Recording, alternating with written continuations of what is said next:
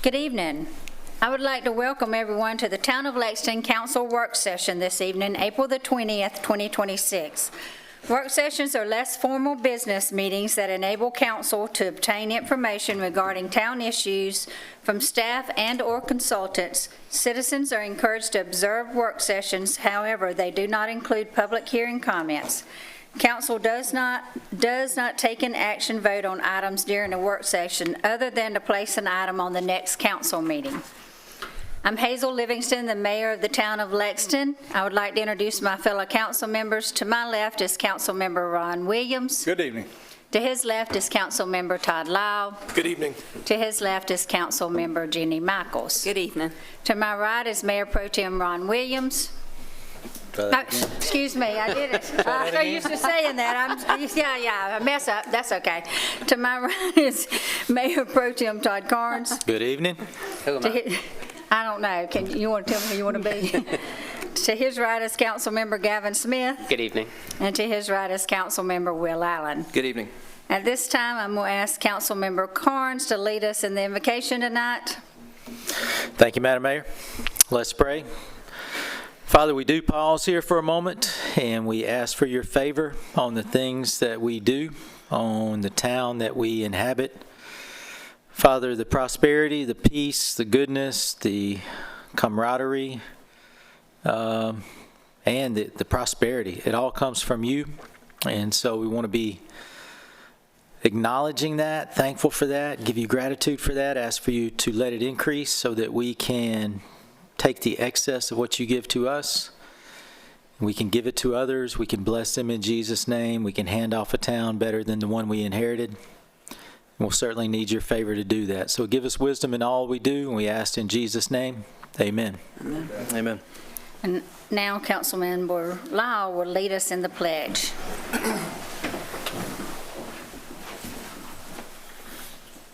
I pledge allegiance to the flag of the United States of America and to the republic for which it stands, one nation, under God, indivisible, with liberty and justice for all.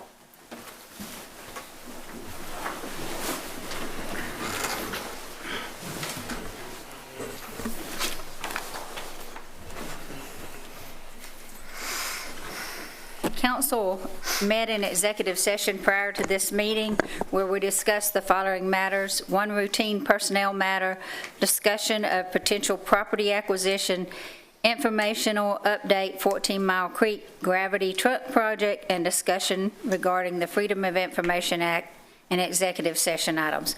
No vote was taken. Do I hear a motion to ratify this report? So moved. Councilman Williams makes the motion. Do I hear a second? Second. Councilman Lyle seconds it. Is there any discussion? Hearing none, all those in favor, raise your right hand. And it is unanimous. Are there any deletions of items from tonight's work session? Hearing none, we have a very special presentation tonight from our second Youth Ambassador class as part of their program. The students spend time learning about how Town Hall operates, meeting with staff, and gaining a behind-the-scenes look at local government. Each year, they work together to develop and present a project as part of their program. At this time, I'd like to turn it over to our marketing coordinator, Lauren Smith, to tell us about this project. Thank you, Madam Mayor. Good evening, everyone. It's an honor to be here to celebrate our second group of Youth Ambassadors graduating tonight. What an outstanding group of young leaders we have here. In my very short time being involved with this class, I've seen them grow, I've seen their dedication, I've seen their work ethic, and I'm very proud and excited to have had a very small hand in their leadership story. As you know, the Youth Ambassador Program is now in its second year, giving the students an opportunity to connect with Lexington, build leadership skills, and learn more about our local government. A highlight for this year's class was their Community Impact Project, where each ambassador individually interviewed a local leader to learn and share their story. This work directly leans into and supports our One Town Many Stories initiative, bringing life to the voices and experiences that shapes our community. So I will now turn it over to our ambassadors, who will each share a brief overview of their interviews.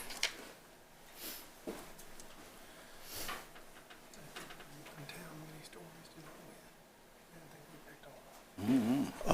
Good evening, council members and Mayor Livingston. Sorry, one second. My name is Elijah Jacob Barnhill, and I interviewed Tim Ivy, the owner of the UPS store. Or there's two, but there's one in Lexington. When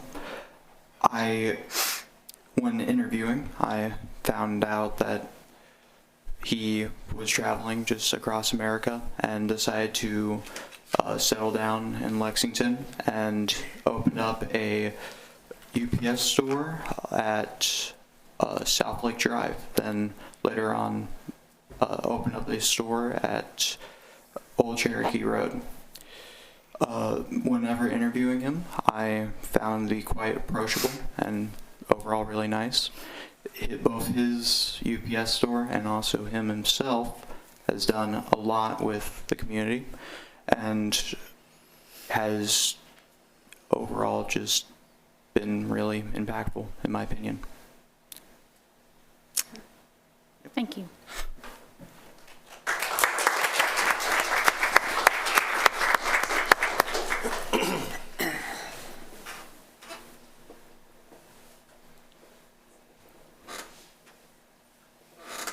Good evening, Mayor, Livingston, and council members and members of the community. My name is Joshua Chow, and I had the privilege and honor of interviewing Mr. Matt O'Hare, the owner of O'Hare's Public House. Mr. O'Hare has been a resident of Lexington for over 30 years, where he raised his family. Mr. O'Hare, he comes from a large family of 15 children, and he's the 12th. Growing up, his home was always full of neighbors stopping by to share meals, conversations, and time together. And with that constant sense of welcome and connection stayed with him and inspired him to create a place where others could feel that the same sense of belonging. That vision became O'Hare's Public House. Through my interview, I learned not only how Mr. O'Hare started his restaurant, but how deeply he had impacted our community. His mission is simple but powerful. He wanted to create a warm, welcoming space where people can gather to celebrate life, music, food, and one another. Over the years, Mr. O'Hare had turned the public house into more than a place to eat, but into a place to celebrate milestones, create memories, and even come together in times of loss. Mr. O'Hare takes great pride in knowing his business has become a safe and inclusive place for all. And he continues on that legacy. O'Hare's Public House is more than a restaurant. It's a second home for many in Lexington. It's a place where people feel seen, valued, and connected. That spirit of togetherness reflects the heart of our community and impact created by Mr. O'Hare. Thank you all very much. Thank you.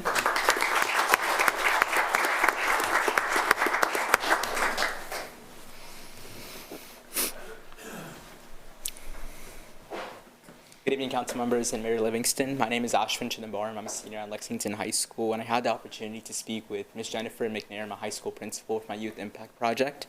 As we spoke, she shared what really inspired her to pursue a career in education and what continues to drive her each day. She really emphasized the importance of supporting students not only academically, but personally, especially inside and outside the classroom. As she explained, every student has a potential, and just one person believing in them makes a huge difference. Hearing this made me realize just how much of an impact all members in our Lexington community can have, not just within their respective buildings, but also just within the overall Lexington community. Through our leadership, Lexington High School has become more than a place to learn. It's become a space where students can really feel supported, understood, and encouraged to grow. The conversation really showed me that in a place like Lexington, everyone has a place in shaping their community. Her story is just one tiny example of how leadership, compassion, and dedication can really influence the lives of others. I'm grateful I got to hear her story because it reminded me that every person in our town helps make it special. Truly, Lexington is one town with many stories. Thank you so much.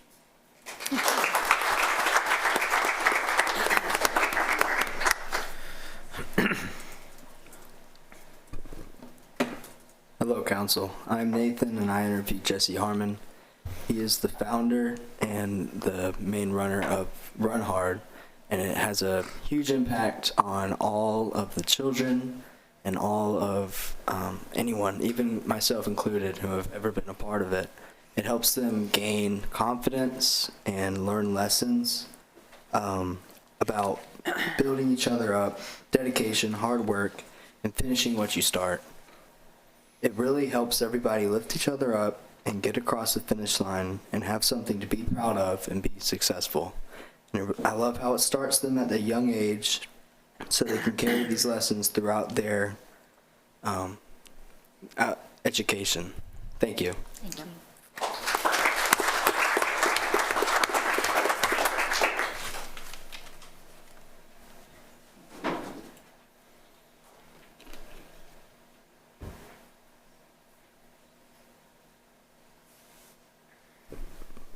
Good evening, council members.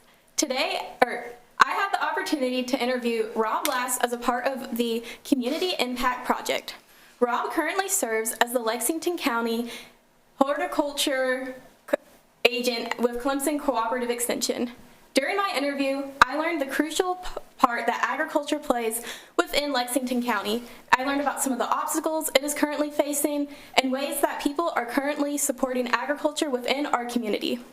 Rob works not only with commercial growers to help improve their growing practices and find ways to, help their crops, but he also works here locally with those who have small gardens, whether that's providing soil samples or helping them with maybe a pest that they might have in a garden. This truly taught me the importance that one person can have on a community, as well as how crucial it is to support those who are, trying new things, and those who are farmers who play a crucial impact within our community. Thank you. Thank you.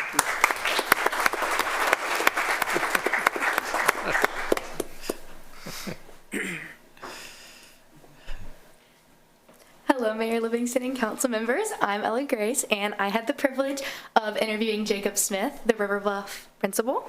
Mr. Smith has been principal at River Bluff for 5 years now, and he's on his last year currently. Mr. Smith expressed gratitude for the Lexington community throughout our interview and all it has done for him and his family and how he's seen it grow his community and friendships. During his years at River Bluff, Mr. Smith had a tremendous effect on both the culture at River Bluff for both teachers and students. And as me and my peers go forward in our life and our careers, Mr. Smith will forever have a lasting impact on us and our community. Thank you so much.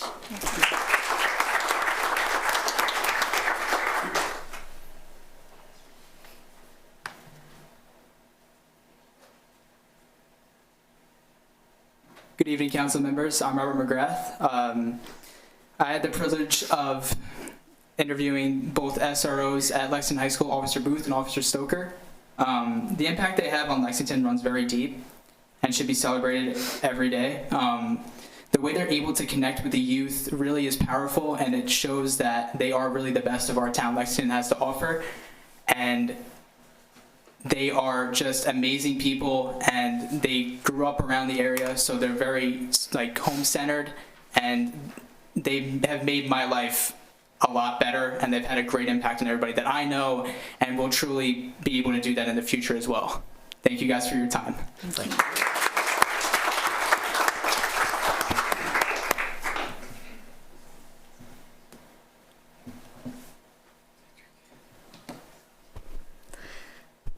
Good evening, Mayor Livingston and fellow council members. For my ambassador project, I had the privilege to interview Teresa Addy.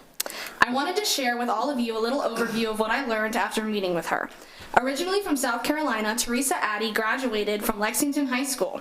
She and her husband, Jeremy Reagan Addy, originally owned a car dealership. After selling it in late 2008, their son convinced them to transition into the clothing business. When this idea came to fruition, it proved to be the perfect timing, as Southern Tide clothing was extremely popular and in high demand. Following the 9 months of preparation, they opened Craig Reagan. Throughout this process, they faced many challenges that small business owners encounter when launching a new venture. For example, they had to completely redo the building's electrical and plumbing systems before qualifying to open. And now, over 15 years later, Craig Reagan is one of the most successful and well-known businesses in Lexington. The Addy family not only owns Craig Reagan, but they also own the property and lease space to several other businesses in the town, including Taco Sushi, Voodoo, the Wine Bar, and Craft Acts. Teresa Addy takes a great pride in the strong sense of community she has built. Her father-in-law, John K. Addy Sr., once served as the mayor of Lexington. Her philosophy is if you take care of the community will take care of you. Ultimately, success to Teresa means waking up each day knowing she has given back to her community and she has accomplished meaningful things in her life. Thank you very much.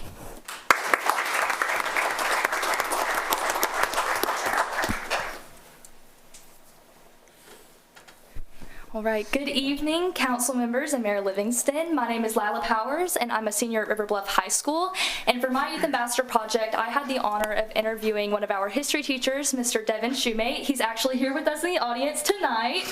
I'm very grateful he's able to join us. So if you don't know what Ella Stuff is Stocking is, that is a program that Mr. Shoemate started at my high school to help out underprivileged children who won't be able to have the opportunity to have a Christmas. So basically, it is a group thing that we do in our homeroom, or crew as we like to call it, where we all get together and, you know, raise some gifts for these children. And it's this big event that we do, and I wish I could sit here and just tell y'all all about it forever and ever and ever, because it is truly one of the most amazing memories that I have been able to get out of River Bluff High School. So this program originally started with about 20 to 25 children and has now grown to about 1,652 children this past year. So these are children that River Bluff has been able to adopt and help out. Hopefully it will continue to grow, and if y'all are able to talk to Mr. Shoemate tonight about all of his experiences and what he has done to make this such an amazing program for River Bluff, please do. I wish I could really tell y'all all about it, but thank you so much. Thank you.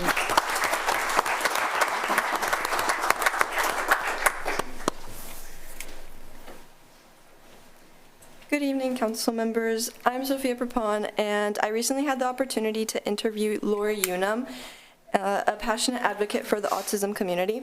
Lori is the co-founder of the Unum Center here in Lexington and the driving force behind Ryan's Law, a landmark piece of legislation that changed how insurance covers autism treatments in South Carolina.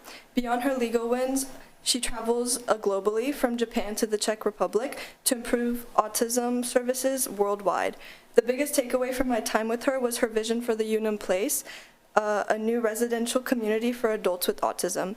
Lori's message to us all is simple. She wants Lexington to be a place where neurodivergent neighbors are truly accepted and included in everyday life. Thank you.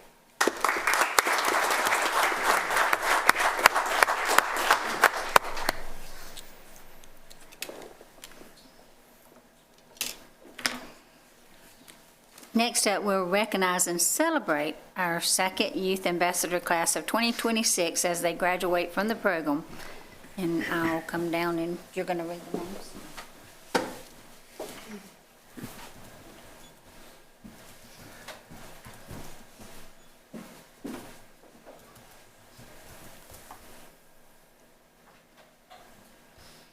Elijah Barnhill.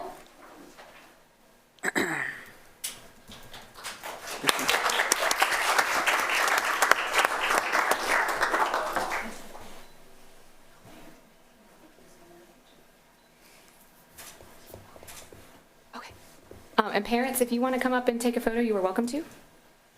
Ready? Do you want to get an alibi? Did Mr. Barnhill's parents want to take a picture? Aye. I'm so sorry. No. You only do this once. It's a big day, big day.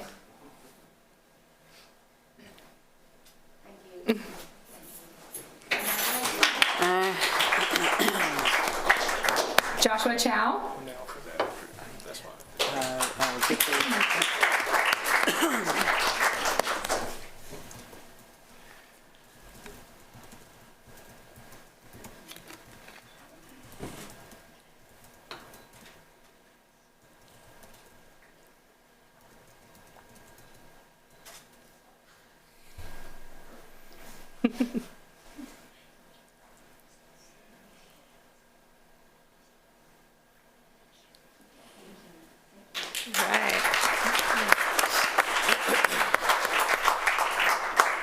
Ashwin Chidambaram. Did I say that? Did I do it? Did I do it?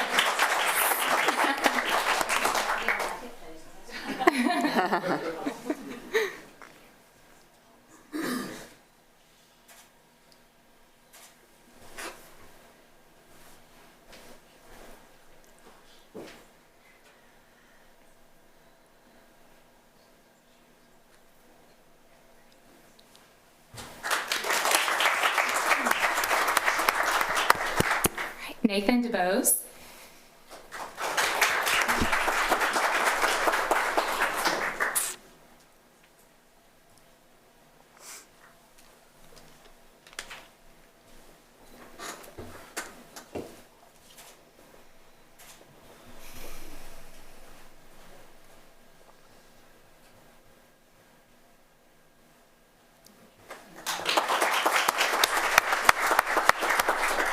Henley Gavin.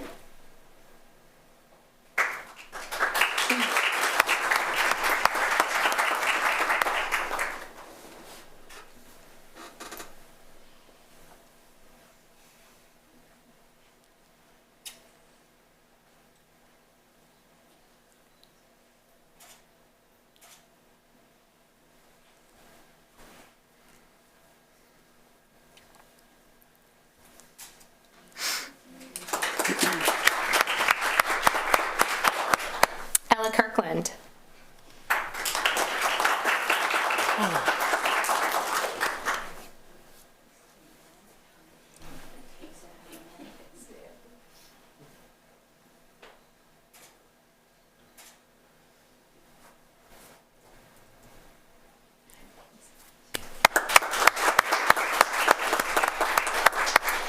I'm going to read this next name. She unfortunately could not be here tonight. She had a death in the family and had to travel tonight, but Pranavi Mancham.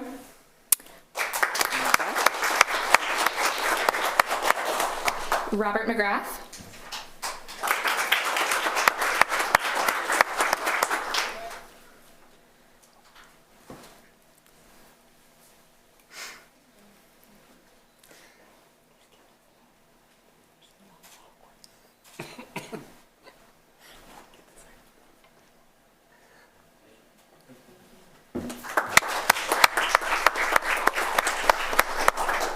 Jennings Michaels. You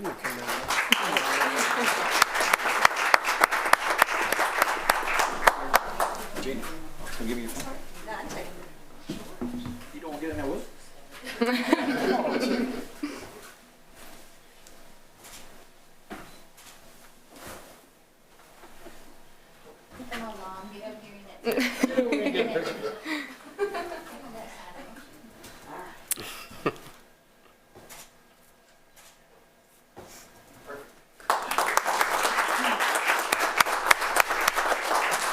Lila Powers.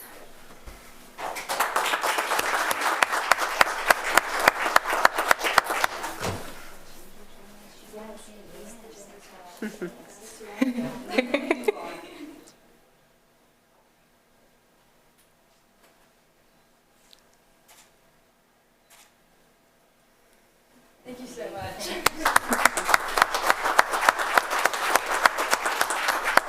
And last but not least, we've got Sophia Prapon.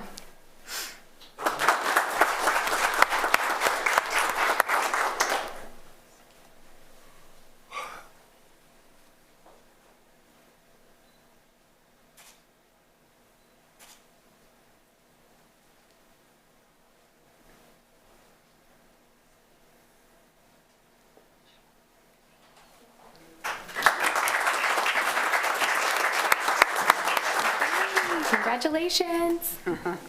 Yes. Okay. Yep. If you guys all want to, do you want their certificates? No, they can leave their certificates. And council, if y'all wouldn't mind coming down too. Take a picture.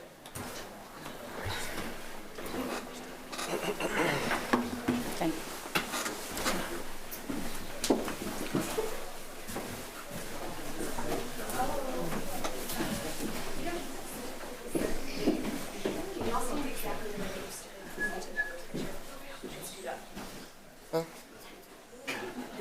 Sure.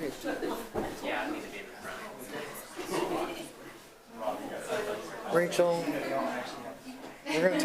Sorry.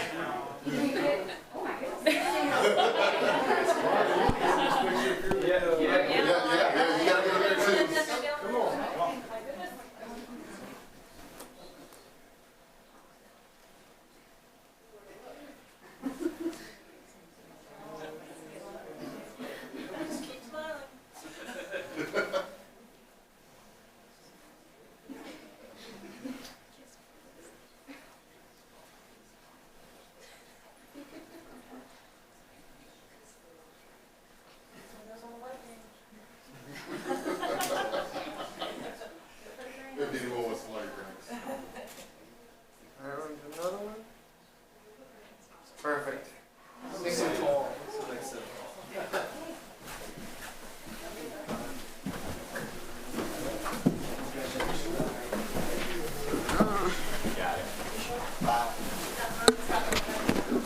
Ambassadors, I was just going to let y'all know that last year I know that Mr. Smith with River Bluff let y'all wear your cords. We asked and he let y'all last year, so I would think that your school should let you wear your cord on graduation day. I know. Thank y'all for what y'all did. We appreciate it and we appreciate all the hard work. Yeah.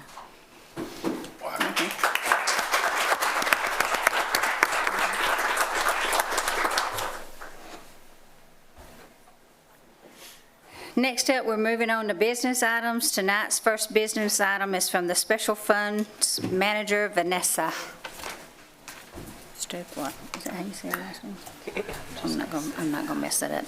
Accommodations tax applications.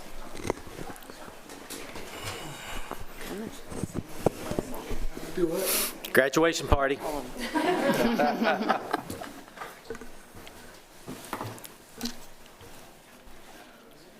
Jeez, clear a room.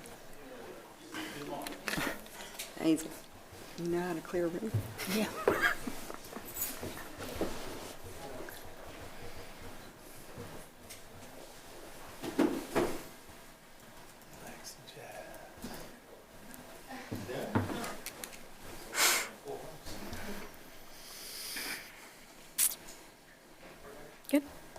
Good evening. The Accommodations Tax Advisory Committee met Thursday, April 16, 2026 to review the 2026 accommodations tax funding applications. 11 applications were submitted, totaling $371,500 in requests. In accordance with South Carolina law, the town has allocated 65% of revenue collected from the accommodations taxes to tourism-related expenditures, totaling $213,120.40, available for 2026. A spreadsheet listing the requests and the Accommodations Tax Advisory Committee's award recommendations is attached for your review and approval. The committee also reviewed and approved the budget submitted by the Lexington Chamber and Visitor Center as the recipient of the 30% special fund advertising and promotion. For FY26, the Chamber would be designated to receive $98,185.89. We ask that you place this on the May 4th, 2026 meeting agenda for approval. Thank you. Do I hear a motion to place it on the agenda? So moved. Councilman Williams makes the motion. Do I hear a second? Second. Councilman Michaels seconds it. Is there any discussion? Madam Mayor, Yes. so it's my understanding that we've been doing this, I've been doing this for 12 years. We have a committee of citizens that come in and participate with this process, correct? There's 7 on the committee. According to the state law, a majority have to be from the accommodations industry, hospitality industry, with at least 2 of them from hotel. Okay, and so they look at each of these 11 folks' proposals, and they decide what they receive based on how many folks that they believe will get back into the hotel rooms to Correct. spend future funding, correct? Correct. Okay, and I noticed the town requested $189,000 for, and was only awarded $95,000. Correct. Okay, thank you, that's all I have. Madam Mayor, Yes, sir. could you walk me through the justification or the rationale for why all applicants were approved for funding or some portion of their funding. However, an event that occurs right here in the town, Lexington Community Fund Day, was denied funding. Could you help me understand that rationale? Yes, during the talks with the committee, between the committee, they just felt that because it is a local event, it's not bringing in additional people for the tourism aspect of it. Okay, but it was said amongst the committee that committee members that this event does bring people in from out of town. I mean, I, along with a number of other, I think every one of us attend that event each year, or most of us attend that, and many people talk about coming in from out of town to come back to this event each year. This is an event that community looks forward to, and many of them stay in hotels. I've talked with the event organizers, and they state that many people do stay in hotels. So this would reasonably be considered an event that should be awarded ATAX funding. So I'm just concerned that we're not awarding them, but we're giving someone, you know, like the Columbia Museum of Art, who's not in Lexington, is more of a regional institution, as opposed to Lexington Community Fund Day is literally in Lexington, and we're not awarding that organization. I would personally like to see us amend the awards to award Lexington Community Fund Day some funding.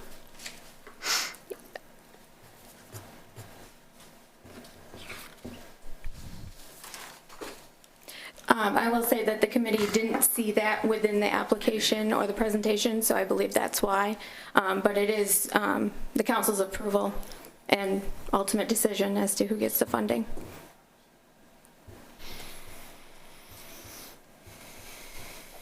Madam Mayor. Yes. Just to address that, I don't think town council has the authority to amend the numbers. I think that has to come from a recommendation from the commission. However, you do have the authority to send it back to the commission to review it again if you choose to. Madam Mayor. Yes, sir. You're the attorney, and I don't mean to question you, but I read the statute also, and it was my understanding that council has the ultimate authority of who to award the funds to. Not, the committee is solely advisory, not.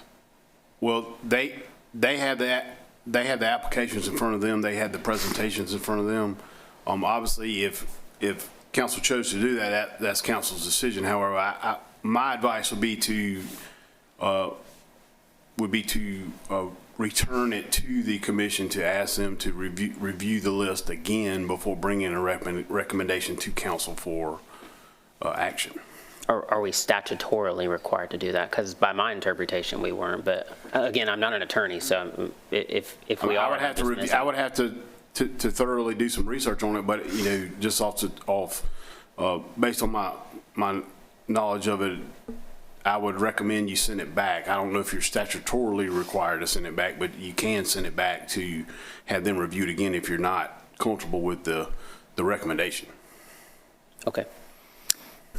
So, I have a question. Is there any guidelines of how many people they have to prove that beds and heads in beds and that type of thing? Because that's what it is, right? It's from hotel.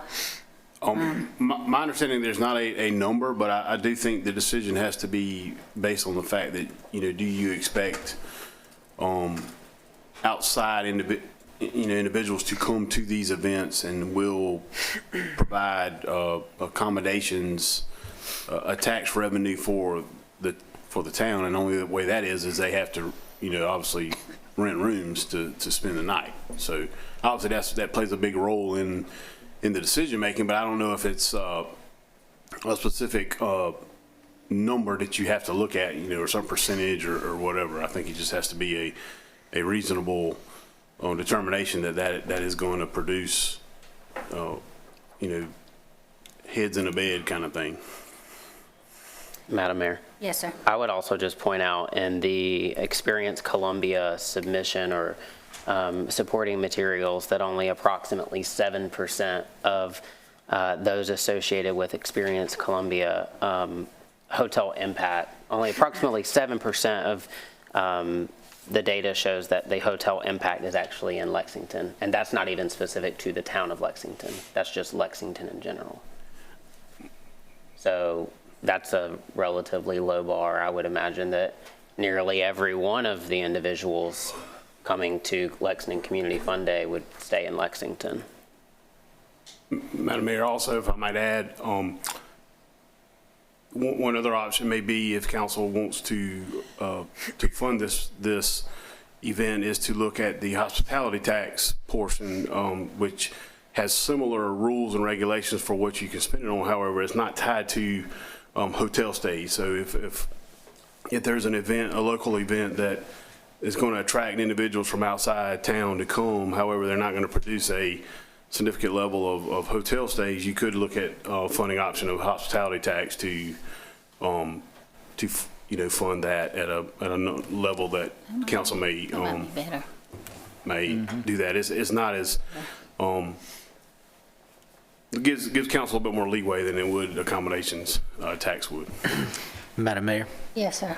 I used to liaise with this accommodations tax committee, so for many years I used to go to this thing every year, and people would make their presentations and fill out their application talking about the merits of their event, but at the end of the day, the only thing that matters as far as getting the money is any kind of documentation that an applicant can bring to the table that says we can prove that X number of people stayed in hotels in order to attend this event.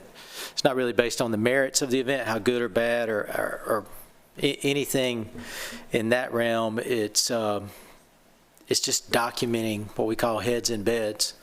And so I think we have some people here from Fun Day. Just remember that when you go into this meeting, that is primary and preeminent in regards to getting this funding, because all this funding comes from our hotels. The other thing is, I do think it is council's prerogative to amend this. I don't know that we ever have, because it's hard to put a lay committee in place and empower them and then overrule them, but I'm pretty sure we do have that right. But I'm thinking that would be done at our council meeting. When we brought this forth, we'd make an amendment at that time if council so chose.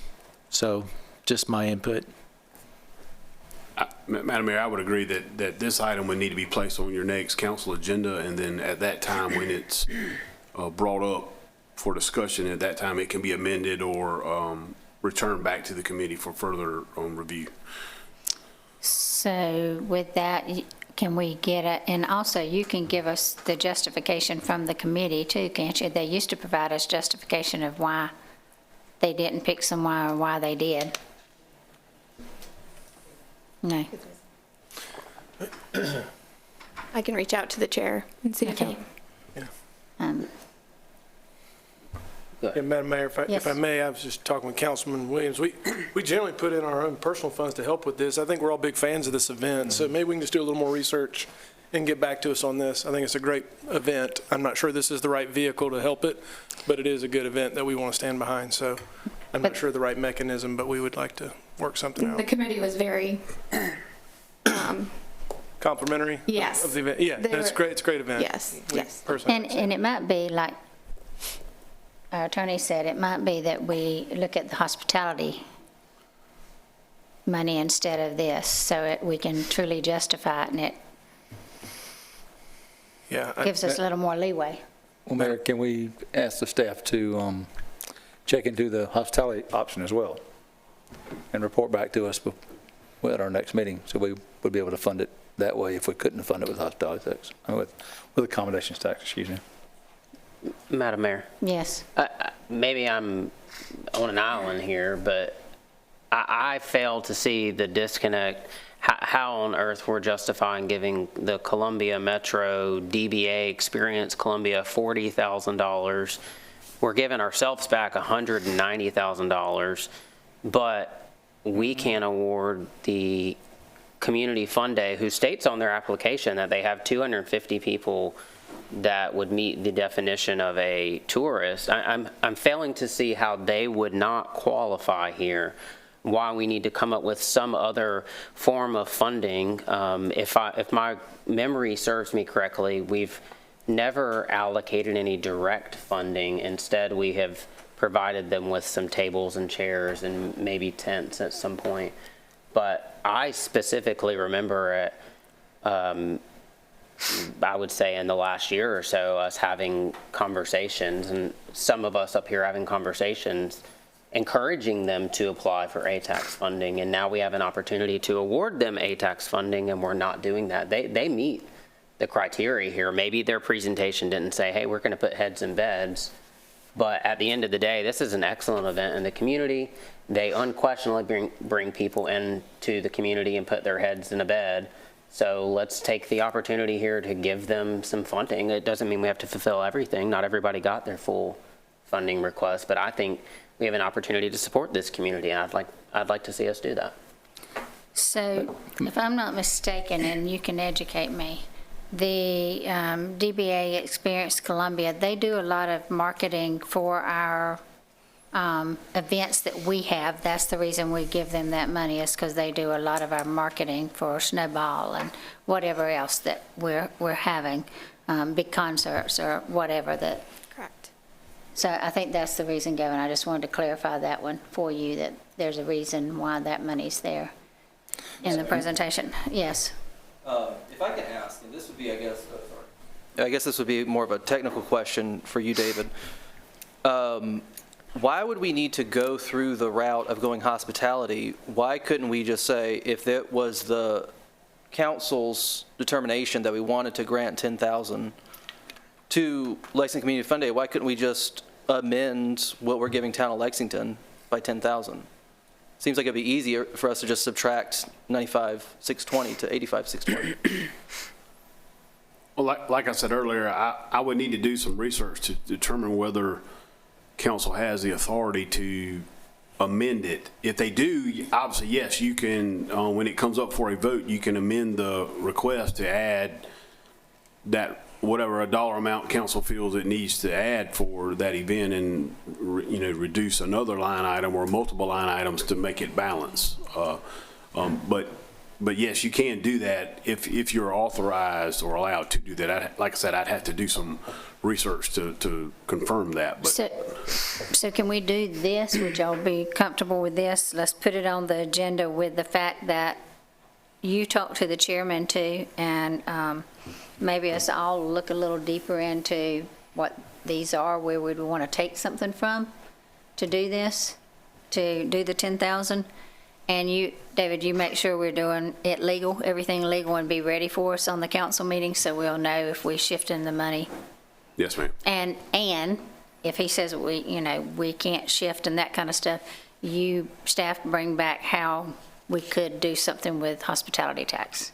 Okay, Mayor, may I ask a couple questions Yes. as well? Vanessa, did the committee determine whether the entity was eligible? Did they review that? Do they meet eligibility requirements as an entity, as an organization?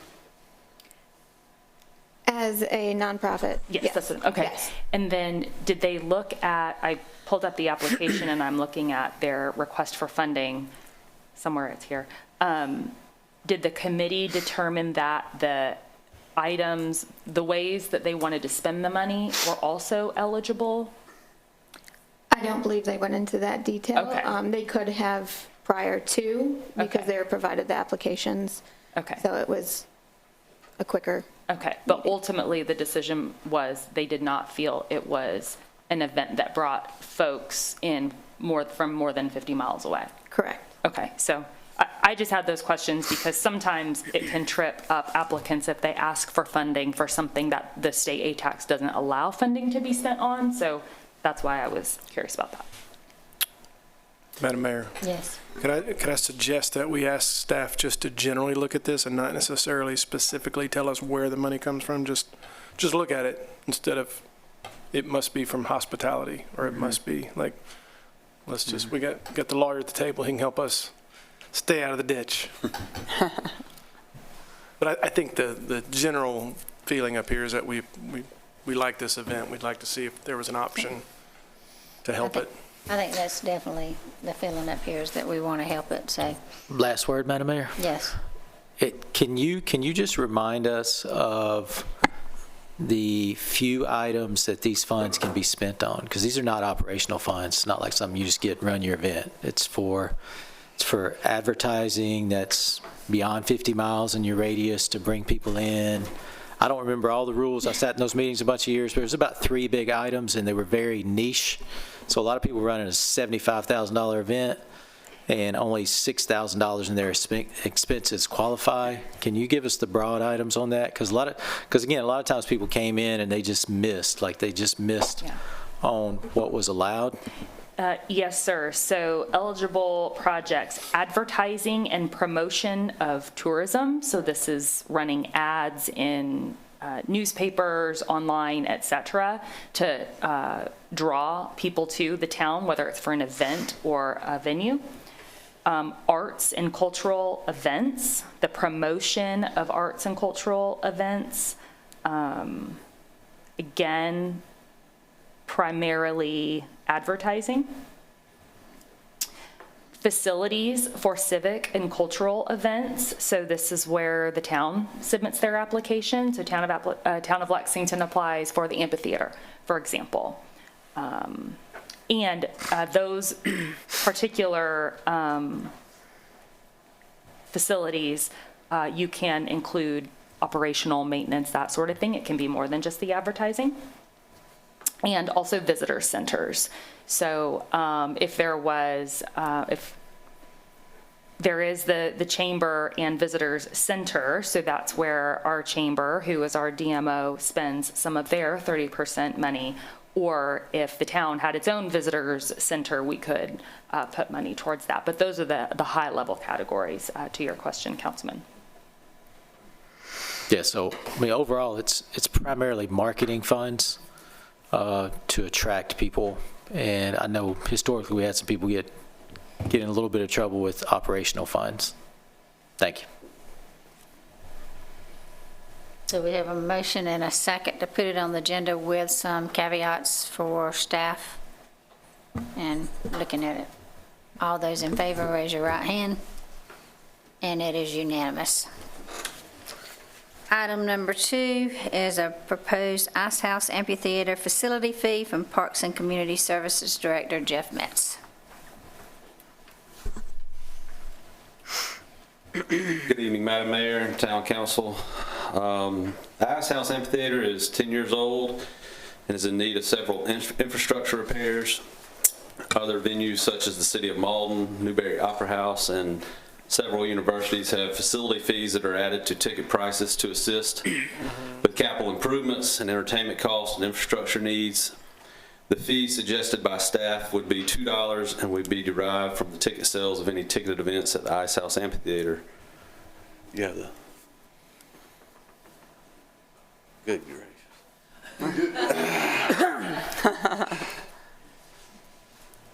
I printed it out, so... So the facility fee would be a fee that is tacked on at the end of your purchase. So when you go through, if it's a $25 ticket, when you go through Cola Daily, who we use to sell our tickets, you pay a South Carolina admissions tax, you pay a credit card fee, then that's when facility fees are tacked on.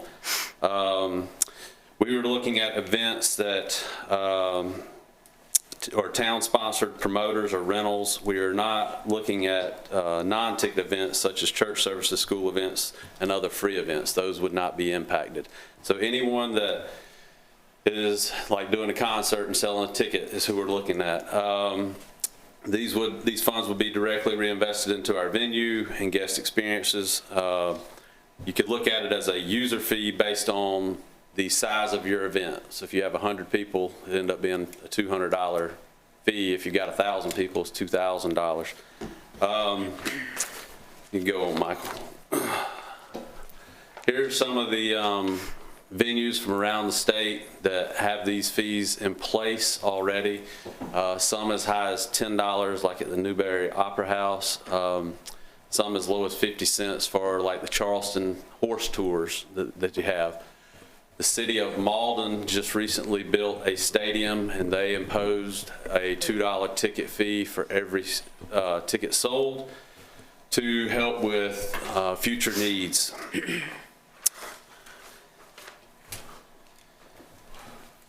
The addition of the fee helps us offset maintenance and utility costs, allows for booking of similar or higher caliber talent, and it will help us cover capital improvements and infrastructure. I presented to you last summer some needs we had at the Ice House Amphitheater currently. One example recently that popped up was 2 lights were burned out with a 10-year-old facility. Those are $1,000 a piece. So things are very expensive when you get into the audio and electrical world. And finally, just based on the events for 25-26 fiscal year, 29 outside events, average ticket sales of 600 would bring in potential revenue of around $35,000 for the year. So we're asking that, if approved, direct town staff and town attorney to draft an ordinance for the May 4th agenda for council approval to be enacted for July 1st, 2026.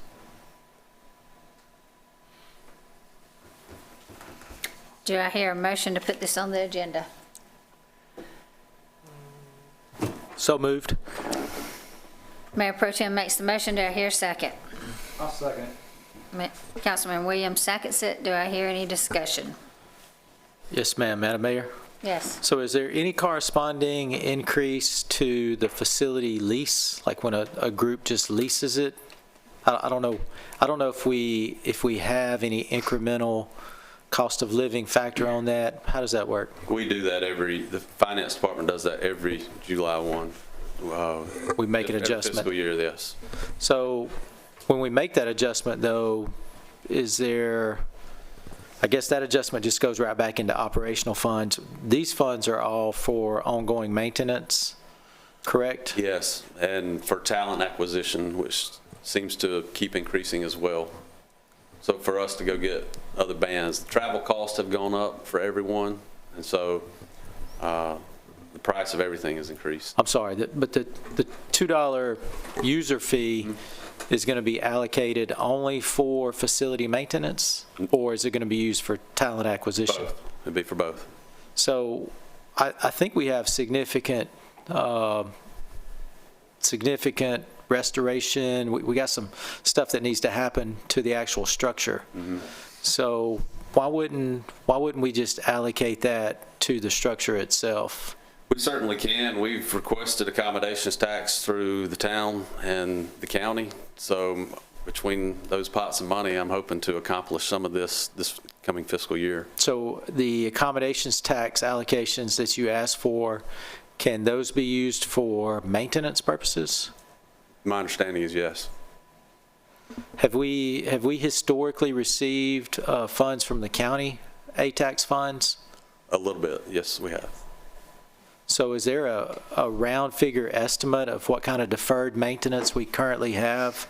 I know we were looking at some of the beam structures. Yes, sir. Like the beam structures, right now we're budgeting for $80,000. We would like to AstroTurf some of the seating areas, especially down front where they get very little sunlight. It's worked really well at the Azalea Amphitheater. And then we have some speaker issues and lighting issues we would like to do. We would definitely prioritize our funds toward the maintenance side before we went toward talent acquisition costs. But it does give us some freedom to go after a little larger event instead of the events we go after right now. Yeah, I would just say for me personally, I don't represent council, but yeah, I would certainly like to see us use that additional allocation to play catch up before we went after other talent, because we seem to be rolling. Just my thoughts. Councilman, if I may, this would be treated as an enterprise fund, to your point, so it would not, all of these funds would go into their own fund that could only be used for the purpose that is set forth by you all through the ordinance that you adopt. So if I remember correctly, Malden was maintenance only. So it's whatever you all would set in the ordinance that we would bring back is how we would spend those funds, which is part of the reason Jeff is giving you the various options, because you could be, very broad, or you could be very narrow and specific. So it's whatever you all decide. Madam Mayor. Yes, sir. Jeff or Rachel, I just want to ask, when the Ice House was launched, or maybe the Market Now or some of our other venues, do we not, on an annual basis, budget for ongoing maintenance so that we don't run into instances where, we need $80,000 of work, but we haven't budgeted for it over the years? Do we not have a deferred maintenance budget? For the amphitheater, no, we don't. Traditionally, budgeting has been for minor repairs. I believe we recently received ATAX funding to make repairs to the green room, for example, to make some of the upgrades there. We primarily have been utilizing ATAX, both county and town, and then various minor repairs. I will say, 10 years got here pretty quick. And, without the establishment of a maintenance fund from the beginning, this is what happens. Well, and that's, not to fault anyone. That's I right. think now, we've learned that lesson. I guess my concluding question would be, as we've opened new venues like the Old Mill Trail or Virginia Hilton Park, as we continue to take on more venues or parks, is that something that we're considering in the budget process to establish funding for ongoing maintenance, so that we don't reach, the 10-year point of Virginia Hilton Park and say, oh gosh, we need, another $1.5 million to go do maintenance, and I'm making that number up. Are we considering that as we are developing our budgets? I'll defer to you on that. I will just say that I've worked in other communities, and we were dependent on the local option sales tax to, when you got to 10, 20, 30-year increments where you were upgrading your facilities. It's tough to do through the A tax and H tax as they get diverted to other things. So it's very difficult to do, especially when you have facility to set aside enough funding, because you just don't know what the needs are. So typically those funds get used for other things. At least that's my experience. Madam Mayor? Yes, sir. Okay, could y'all please explain to me, we just had a conversation about ATAX applicants, and there's $213,000 that we're giving out based on heads and beds. But we definitely put heads and beds for the amphitheater. If what I heard was correct, that you can use ATAX funds for these things, why would we not reallocate what we need from our own ATAX to take care of it? It seems like a very simple thing to do, a very common sense thing to do, that anybody in the town would agree we should take care of our front porch before we're sending money to Columbia Museum of Art, Columbia Metropolitan. Like, I would be in favor of us saying, okay, let's make sure that our town is taken care of, because we don't want to have an amphitheater that's fallen in disarray. Now, we don't have that in the budget already. So I would be in favor of us totally reallocating what we're doing with this ATAX. We requested funding for all those in our application, but that would be up to you guys and your committee. So I think that's a hard conversation we need to have to make sure that this doesn't get behind us. So I can address that as well. And yes, and I appreciate the strategy that Jeff uses, because I have done the same previously. I'm going to ask for all that darn money because we do have a really important facility. The state accommodations tax law requires the committee and sets forth the requirements for the folks to sit on the committee. The state law also sets forth how that money is divvied up. And so when we are put in to the required situation of having competitive grant applications, this is what happens. And I'm not being facetious, this is truly what happens. Now, as we talked about looking at how we make our awards, one thing I would be curious about, and David, this could be something to add to the list to look at, can the town further restrict what types of things we are interested in funding. For example, would state law allow us to put a restriction on we only make awards to organizations based within town limits or within the county limits, et cetera? I think that might be worth looking at. I know there are some entities that their state aid tax they only use for advertising. For example, there's counties, for example, that do that. They don't fund any facilities. All they want to do is just fund the advertising, and they have the ability to make that restriction. So I would be curious to know if there's other restrictions that we could make on that as well. When it comes to state aid tax, yeah, there's more folks that weigh in than just town council. Well, at the end of the day, we do vote on how we allocate it. That is up to us. So I would be in favor of us taking a holistic look at this and, not going around our elbow to get to our thumb, all these other funding sources, if we're already taking that tax revenue. It seems so common sense to me that there's got to be a reason why we are not already doing this. So that's what I'm saying. I would ask y'all to bring that back to us when we look at this at the next council meeting, because I think that would be an easy fix. So let me ask you this, since we're discussing this, and it seems to be all over the place about it, would it be better if we brought the proposal back to the May work session after we looked at what we could get from ATAX?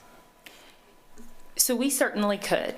The reason for the timing on this is that this requires an ordinance which takes 2 readings, and if council were to endeavor to have a July 1 start date, the first reading would be in May alongside the first reading of the budget, and then the second reading would be in June along with the second reading of the budget, so everything is then implemented July 1. We do not have to utilize that time frame. It made sense, so we could incorporate it, but we could look at implementing at a different time frame as well. I mean, I feel like we have to do upkeep on this event. I mean, most of y'all joined me there on Thursday night and stuff, and how big it is for our citizens. And I know that other people rent it for other things, and sometimes things are damaged and that type of thing. I do feel like, it's important to keep this maintained. So, Mayor? Yes. I agree with Councilman Allen. I actually made that argument several years back, and I'm hoping it was legal, because back then, David, we did, as a council, vote to move the money around as we saw fit before we made our final vote. So I think we could still leave it on the agenda, Madam Mayor, because we have to have 2 readings. So it gives us a whole month before we have our final reading. That should give us plenty of time to get this. Some people are counting on this funding to come through. If we decide to keep it like it is, they need that funding to start in July as well. So to meet that timetable, if we leave it on, we can have the first reading, and if we're not satisfied with it by the second reading, we can table it to the next meeting. Okay. Madam Mayor? Yes. I agree with Will, I agree with Hazel, all of you. But the bottom line for me is, this is our front porch. This is a very important place for our town. It's used from people from all around, not just locally. So I think we're going to need any and all funding coming forward. So accommodation tax, $2, anything. So I think we need to really delve into that, maybe do bring it back and see about the accommodation tax for now. But in the future, there's going to be a lot of maintenance as this place gets older, and it's an important place. So I think we need to look at any and all funding going forward. Well, I agree with you, Jenny. I don't think it's either or here. I think we possibly need both, because watching the quality of people we're trying to bring in too, it's going to cost more. And you've got to have some different events to keep attracting people to come down there. So I think it's important. Even our free concerts, we get some of it sponsored, but I'm sure we still have some bills out of that too. So, and And the people love that. That's big to them. You know, you're there almost every week, so are you. So it's important for us to be able to continue to give those free events back to the community. And Madam Mayor. Yes, sir. Sorry, we're just going to make sure we don't miss anybody up here on this one. We're not going to go around our elbow to get to our thumb. It's a new one. I'm going to back up to what you're up here for. I think we went around our elbow, and now I'm not going around my elbow. Help me understand and distinguish the difference between an annual budget that accounts for all of these things that comes from either enterprise or general funding versus the accommodations fee, because my initial gut reaction is kind of like fingernails on a chalkboard of it's another tax, it's another fee, it's another inability to account for expenses and income and budget like our normal family does on their normal budget for their household. And they have to figure out what are the groceries and what's the gas and what's the insurance and what am I going to make.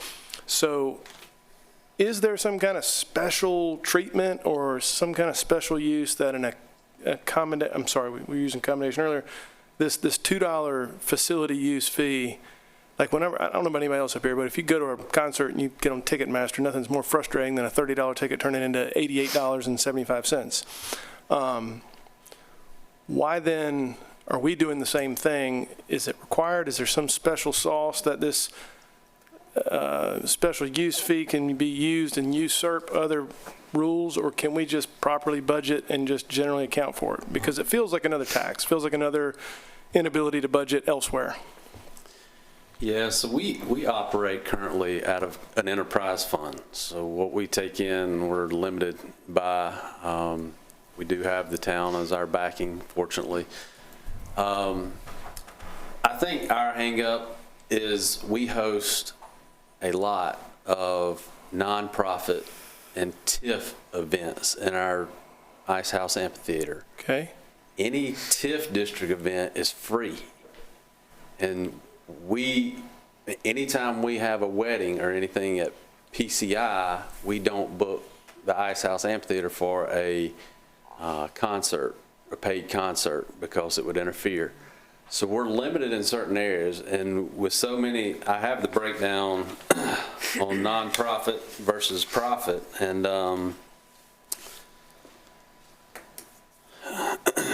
so free events, we did 66 total in the fiscal year. And so, can I stop you there? Yeah. I think you're making my argument for me. So if we can't charge a $2 fee to those people, then isn't that more argument compelling to why we should just budget? What is the special $2 here? Does it get any special treatment or any kind of use differently than if we just budget for it? In other words, why do we need to do this other than regular budgeting annually? Tell me how this is this any special flavor money? Does it have different strings attached to it that make it? That's not a sarcastic question. No, in the Army side, we talk about all sorts of buckets of money, and it's really frustrating. You can't spend this money here.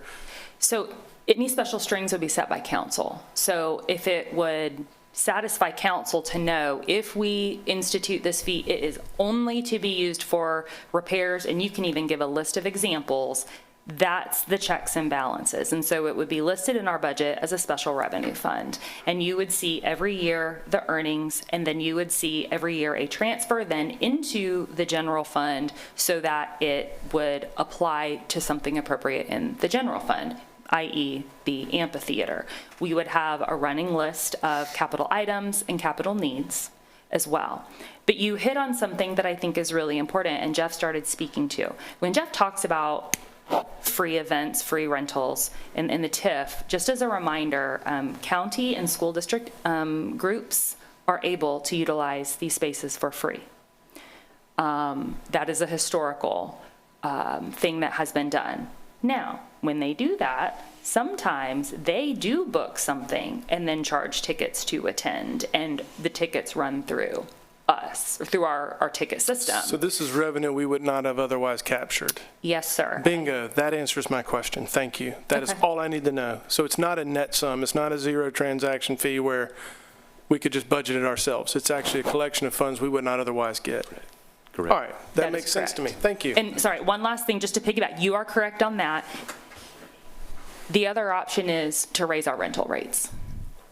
to again cover the cost of future maintenance. The key difference, though, is what we just talked about, is that raising our rental rates goes into the general fund. You can traditionally find the dollar for dollar, well, we made this much on rentals, you know, we're investing this much in the amphitheater, but this being a special revenue fund, you would have even more checks and balances. If all things were equal, my desire would be not to institute lots of line items on a cost. However, if the structure is such that we're able to capture revenues that we would have not otherwise captured, thereby making it more of a use fee, Yes. more of a consumption tax. Yes. Again, I hate that word, but that makes sense to me. Otherwise, if it's our poor budget planning, we got all this deferred maintenance, but if we can just start charging per person who comes in, then the question is, why not we at the beginning of the year? Like, I couldn't pay my insurance at the end of the month because I spent all my money on groceries and whatever else. I need to look at what my grocery bill is and a budget accordingly. So that answers my question. Thank you. I'm sorry this took so long. Kevin, you look lost now. He seemed to be trying to decide if he's tracking with Todd down there. No, I mean, I think Councilmember Lyle makes a very good point. I'm not sure if I'm 100% bought in on an additional tax. Yeah. But then I think the point that Councilmember Lyle and you, Rachel, just made is interesting, that we're capturing revenue that we would not otherwise be collecting. However, I worry about just an additional fee that we're charging our residents. We already are raising this fee and that, well, shouldn't say we. We hear about this fee and that fee being raised all around us. I don't know that I love the idea of us raising another fee as well. Not saying I'm entirely against it, but I think I need a little more time to research it and think about it. So would you rather raise the rental fee? Because we got to do something, and that puts it on the person that's actually hosting the event. And do we do that, or do we do this? But a lot of you people that come to these events, like Friday night, I had to give a proclamation. A lot of those people were not from Lexington. They were from all over. I will say first, I think that I like the idea of raising fees because the event operator or host is bearing that fee rather than the citizen that likely would be going to the event. And we are able through that fee to offer our citizens who live in town a discounted rate. Whereas if we add the fee to tickets, I don't know a good way to say, well, are you a town resident like that? Yeah. There's just not a good way to do that. So by raising the rates, we're still able to pass off a discount to our citizens without bearing them with a further burden of an additional fee. So maybe we raise the out-of-town rate and don't raise the in-town rate. Jeff, how many out-of-town rentals did we have last year? I would have to find out on those. Okay. Don't tell me it's none. There were 42 total events where renters paid to rent the Ice House empty. Yeah. And what happens there, Gavin, I think a lot of times somebody, because I've even been asked before, is get somebody from in town to rent it for them. So yeah, that happens quite a bit. Yeah. Mayor, so we have a special events policy. So to have an event at the Ice House, so they have to fill out the special events packet as well? They do not. Ms. Librarian's helping me out with that answer. Yeah. Okay. No. That's if a private property event hosts an event. Mm-hmm. So if we don't want to put it on the tickets, we could say that any private event that if someone wants to have a private concert at the amphitheater and sell tickets and they're obviously doing it to make profit, they could pay $1,200 more to rent the amphitheater than somebody that's a nonprofit or a church or a school, because we had 600 tickets as the average ticket sale. That still nets you, with 42 events, that nets you the same amount of money, and we don't have to wait on ticket sales to collect it. We collect it at the time we register the Ice House to be used. That's true. There's just a lot of risk in the amount of funding it takes for a private individual to do that. So every time you raise that cost, you're knocking back the possibility of somebody being able to do that.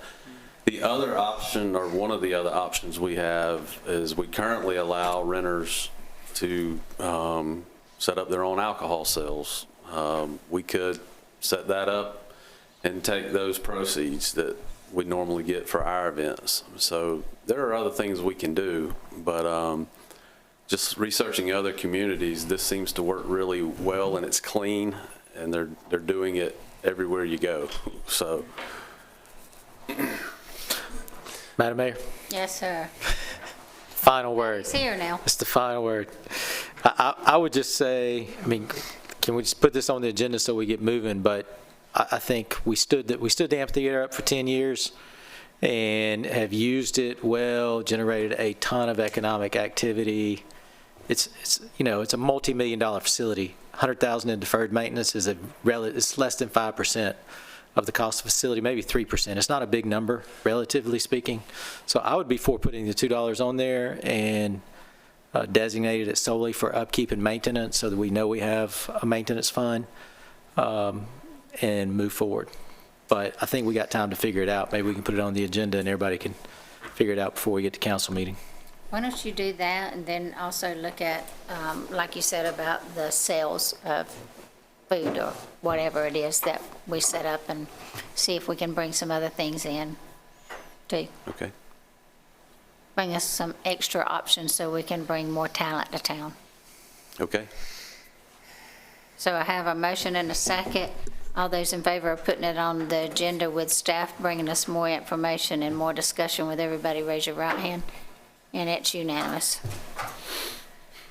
Item number 3, and she can't talk, so she may need some help here, is discussion of special events procedures. Planning and Building Director Jessica.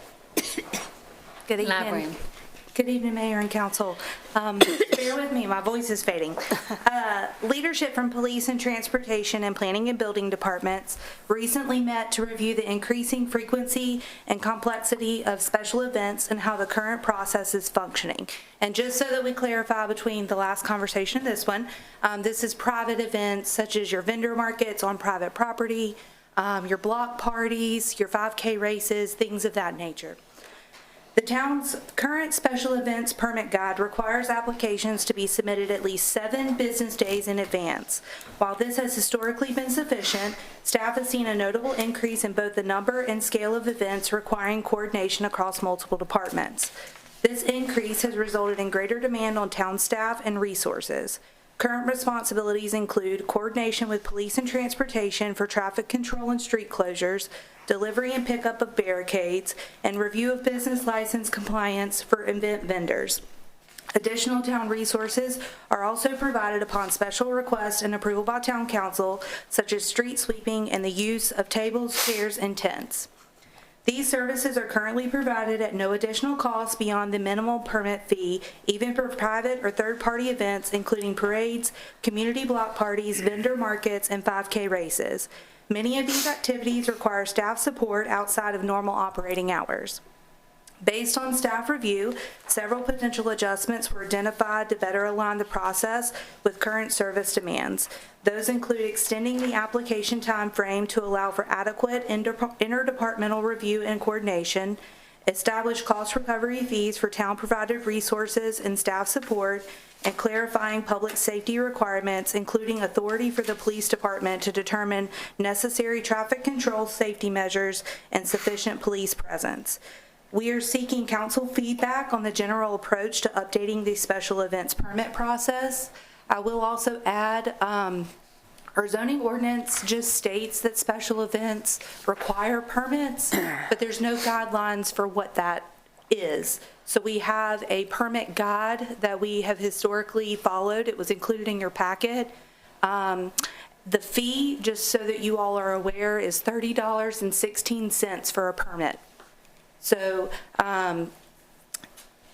that's why we're here today, is just to see what your opinion is on, and some guidance on that policy as we have it set. Madam Mayor? Yes, ma'am. So Jessica, how much are you thinking the cost recovery fees would be? I would definitely want to research some surrounding neighbor cities that are similar to ours. I've looked at City of Columbia and the City of Greer. They have a fee schedule for different services provided by the city. And we would like to get some more research before we, make a suggestion. They also have tiered timeframes based off the size of the event. So if you have a very large market that's going to have 30+ vendors and going to need traffic control measures and things of that nature, we can review that application and then send it through a review process, starting with the police department, and be able to determine the review time based off the size of the event. Obviously, if you are just doing a open house event that's going to have 1 or 2 vendors, 7 days is sufficient. But a 30 vendor market that's going to close off an entire parking lot needs a little more coordination, or a 5K race needs a little more coordination to ensure that we have adequate police and safety measures in place. Can I piggyback on that as well? I'd also like to mention, so currently, if someone wants to block off a parking lot, let's just say because they're having a large event, they will request barricades that the town has historically provided free of charge. So if that's on a Saturday or a Sunday, that is a town staff person, typically transportation, it's my understanding, who comes in on that weekend, we're paying them overtime to come in, pick it up, drop it off, and then we come pick it up as well. And there's no cost recovery whatsoever for use of the facility, or the item, I should say, or staff time. And when we do that, like I said, we're paying overtime, and once those wheels are rolling, if something were to happen, then the liability is on the town as well for that employee and for our asset. So those would be other sorts of things that we would want to look at as well. Yeah. And just to piggyback on that, the timing of this is very similar to what Rachel was talking about. This is coming before you because we set the special permit fee in our fee schedule that happens during the budget process. So, if we would like to, this is what kind of prompted the discussion. So if we put this on the agenda, you're going to have all the ifs, ands, and buts ready for when we come back together, so we'll know what we're voting on? Yes, ma'am. I can pull some sister cities, and we can work together with administration and finance to. And work. Chief. Yes, he's vital. And police and transportation, yes. Okay. Make a motion, we put it on the agenda. Councilman Williams makes a motion. Do I hear a second? Second. Councilman Allen seconds it. All those in favor of putting it on the agenda with a lot of information coming back to us with different options to pick from, raise your right hand. And it is unanimous. Thank you. Our next item is from Randy Edwards. It is the Lexington County SS4A collaboration. Good evening, Mayor, Council. Hopefully make this quick. In June of 25 last year, we, with your authorization, applied for a SS4A grant to the tune of $9 million with a $2 million match. That was denied in October of 2025. And then we were debriefed this past winter around January. From that, they explained some of the things as far as how our application was put together. But what they suggested was that communities like ours that have applicants from multiple municipalities and the county as a whole to actually come together and collaborate on one application, and that we would actually stand a better shot at actually getting something through. So tonight, we just simply are asking you to authorize us to piggyback with Lexington County. And we've already had some preliminary discussions as to which projects we would move forward, which is probably the number one that ranked in our SS4A, which is basically access management and those types of tools that we've already seen some of our own, but to hopefully get some funding in that regard. So with that, we just ask for your authorization so that we can move forward and just piggyback on their application. Madam Mayor? We need to do the motion in the second first. That's what I was going to do. Okay, you I was going to make a motion that we put this authorization on the agenda. Mayor Pro Tem makes a motion. Do I hear a second? Second. Councilman Williams seconds it. Is there any discussion on it? Hearing none, all those in favor, raise your right hand. And it's unanimous. Thank you. Our next item is council discussion on intergovernment meeting planning. Town Administrator Rachel Gleaton. Thank you, Mayor. I'm happy to tee this up for you all. This item is for your all's discussion regarding the planning and coordination of intergovernmental meetings. The purpose is to provide and discuss clarity on roles, communication, and notification processes to ensure consistency and shared understanding for future collaboration. So I turn it over for you all to have a discussion and provide direction to staff. Okay, I guess I'll kick it off. We know that there was something brought forward to meet with the county and the town and the school board. Gavin brought that forward, and there's some discussion of how that's going to work, what it looks like. Are we using town funds to support this? What all it involves. I think when it originally started, it was to be a small, more intimate group, and I'm speaking here. And then the school board has to do things a whole different way. And I think there's just needs to be some discussion, so I'll let whoever wants to jump in. And I'm happy to jump in. I helped put the group together. Thank you, Madam Mayor. I think what you described is quite accurate and gets to the heart of what we're trying to do. I think if, any of us get out and talk to the community, what they want to see us do is talk to other elected officials and our staff work together, which you all do quite well.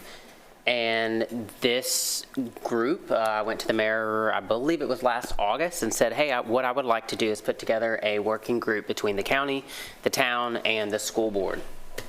3 members from each group to keep it small so that we could actually have conversation and get things done and discuss. This group would be advisory. There would be no authority to this group. We would have to bring the information back to our councils, or in the school board's instance, to their school board, and essentially relay that information back to our various bodies if any action were to be taken. But this is really just collaborative in nature. It could be on topics, the contentious ones such as development or traffic, but also about how we could support the school district when they've got homecoming going on, or they've got some awesome fundraiser that they've got going on. How can we all jump in and support one another as a community? So that's what this group was meant to be. Somehow this evolved into this grand, elaborate production. Don't really know that I understand that. I don't agree with the notion that the school board attorney apparently made, that they have to public notice the meeting, that they have to live broadcast the meeting. That they were required to do that. If they didn't have a quorum present, I'm not actually convinced they have to do that, but respect their opinion. However, I don't take any issue with a meeting being public noticed or broadcast. I think the more the merrier. You want to watch us do the work that you elected us to do, I'm perfectly okay with that. So I would love for us to come to a conclusion on how we'd like to proceed so that we can actually get this meeting rescheduled. It was supposed to be last Wednesday, and move forward. I would also like to say that we did, there's several different angles that's got to go at this. We did have a meeting, I don't know who else was there from the town. No one was there. We're from the school board. Myself was there. I was there, and there's 2 county council members, maybe 3 county council members, and 2 school board members, I think. And, there's got to be some rules of engagement and that type of thing too, because that one was way out of hand, the way each other treated each other, or at least some people treated the others. And so there's got to be some rules of engagement if we're going to do this with respect, just like we do up here, of talking. There's got to be some, how does the agenda work? I know a couple of school board members I talked to today, they called me about this because they knew we were going to be talking about it tonight. And, they felt like it was a good idea when there's something to talk about. They didn't think but they felt more importantly of like our staff meeting on a regular basis, pretty regular, our top people meeting on a regular basis. And I know they've got their May the 5th or something, they're going to be talking about their numbers of their capacities and everything, and they would like to discuss that with all of us. But then if we're going to do public notice, I know a lot of people up here have said, if it's going to be public, I want to be sitting at the table too. So do you let all 7 if it's public anyway? Madam Mayor? Yes. So my thought process is that if it goes public, it does need to have a firm rules of engagement. It also needs to have a firm agenda, so we're not just all over the place in this meeting. It should stay formatted. And I'm all about open it to the public. I don't, we don't have to do any closed door if you don't want, but it needs to be a strict agenda for each meeting, so we're not just, people aren't just talking over people, and it's actually true collaboration of items that are important. I'm open to staff doing that, going to collaborating often with, and you probably already do, but, maybe on a more regular basis and bringing it back to us to discuss, important agenda items, getting answers. And I spoke with Attorney David. Just your thoughts on the legality of once it gets over a certain amount of council members, it does need to be everyone, That's correct. The law does not differentiate between informal and formal meetings. It basically, once you hit the number, you have to notice it if you feel like there's going to be a quorum there. There's no differentiation. So it's hard when the meeting is proposed as an informal meeting where no action is going to be taken. It's just there to a round table discussion kind of purpose. But then when you hit the number, it becomes public. And then you have to go through all the formal legalities and notices and whatnot just to ensure that that you're covered under the law, to make that selection. So, I would, my advice would be, like you mentioned earlier, if it hits the point where you have to notice it, then at that point it becomes public, and then you need structured rules and regulations regarding the setup of the meeting, especially if the town is going to be the one hosting the meeting at that point. Now, if it's strictly informal, where it's obviously you can ensure less than a quorum will be there, then I don't think you need to go through I'll go through those hoops to have the meeting. So I think that having some parameters and some rules of engagement for staff to be able to follow would be very beneficial. I do think, on that note, that if you're having a meeting, informal or formal, during the middle of the day, and our staff becomes involved, then you're taking staff away from their job during the day, and that sometimes can become an issue as well, because that makes it more, in my mind, it makes it more of a formal meeting and needs to be more strict guidelines of what are they doing there and what are you going to do at the meeting and why are you there, that kind of thing.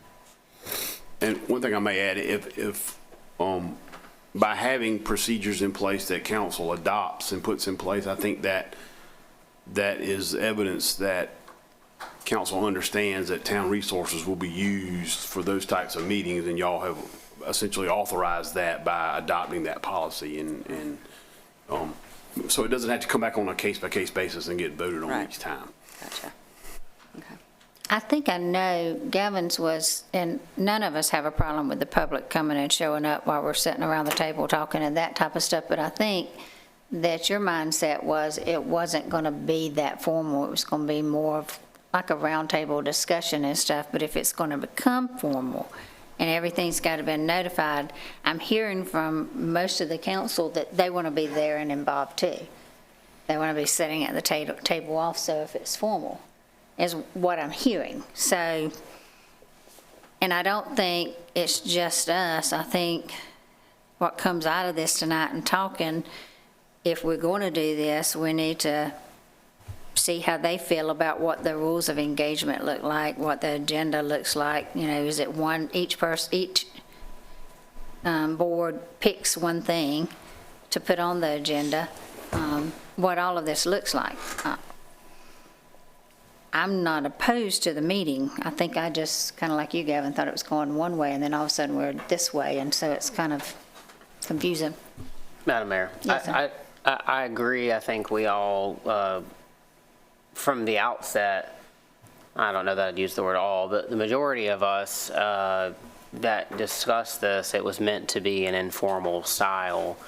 And then it has evolved into this very formal event. So I understand the sentiment that there needs to be structure. I would say that, you know, it's taken us 8 months to get from last August to this April when the first meeting was supposed to happen. I think we need to figure out how we can accelerate that timeline. The public is yearning to see us not just send our staff, with all due respect, y'all do wonderful work, but they elected us to do a job. They elected us to go work with Lexington County and the Lexington One School Board and not do it behind a closed door or in these meetings at someone's house. Do it in front of the citizens that elect us so they can see us doing our job.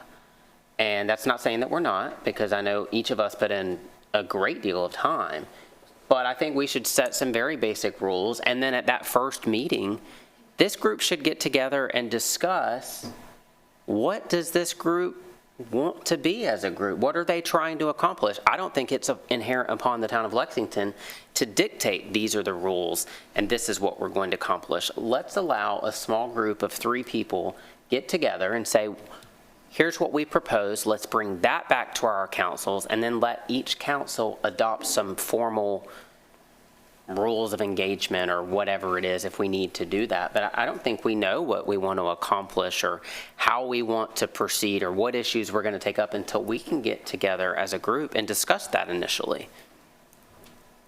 Well, I think my thought is if we really want our public to be able to see us and attend, it don't need to be in the middle of the afternoon, first of all. It needs to be when they're off of work and they can attend. I mean, that's ridiculous that we're going to have it in the middle of the afternoon when somebody can't be there if they work. The other thing is, if the school board has to have something filmed, the school board needs to be responsible for that. It does not need to be our staff having to be responsible for it, or whoever's hosting it. It needs to be the school board's filming it, if that's what's got to be done. Not saying I'm not okay with it being filmed or whatever, but if that's the requirement.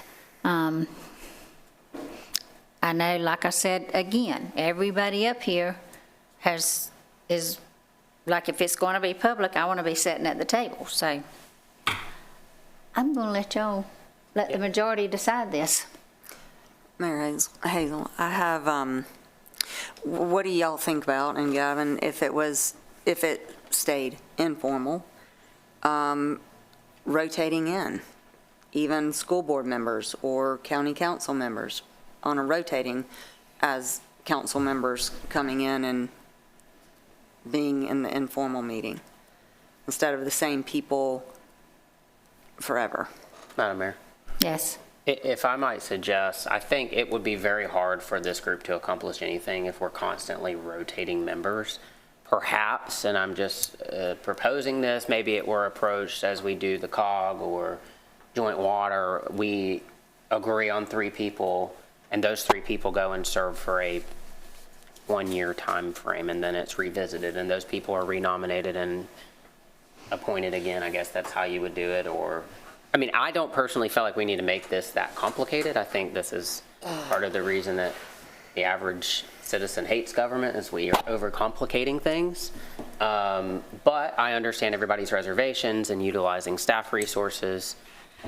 I get it. So I see both sides here, but I think the average citizen would just want to see us get something done, go meet with these people, and figure out the most simple way that we can do that. I'd be in favor of that. And I think Gavin, when his idea came forward, it was the mayor needs to be on it, the chairman of the county council, and the chairman of the school board needs to be on it. And then it was add 2 members is kind of the way.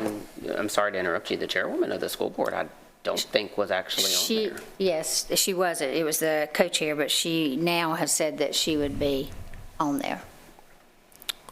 Okay.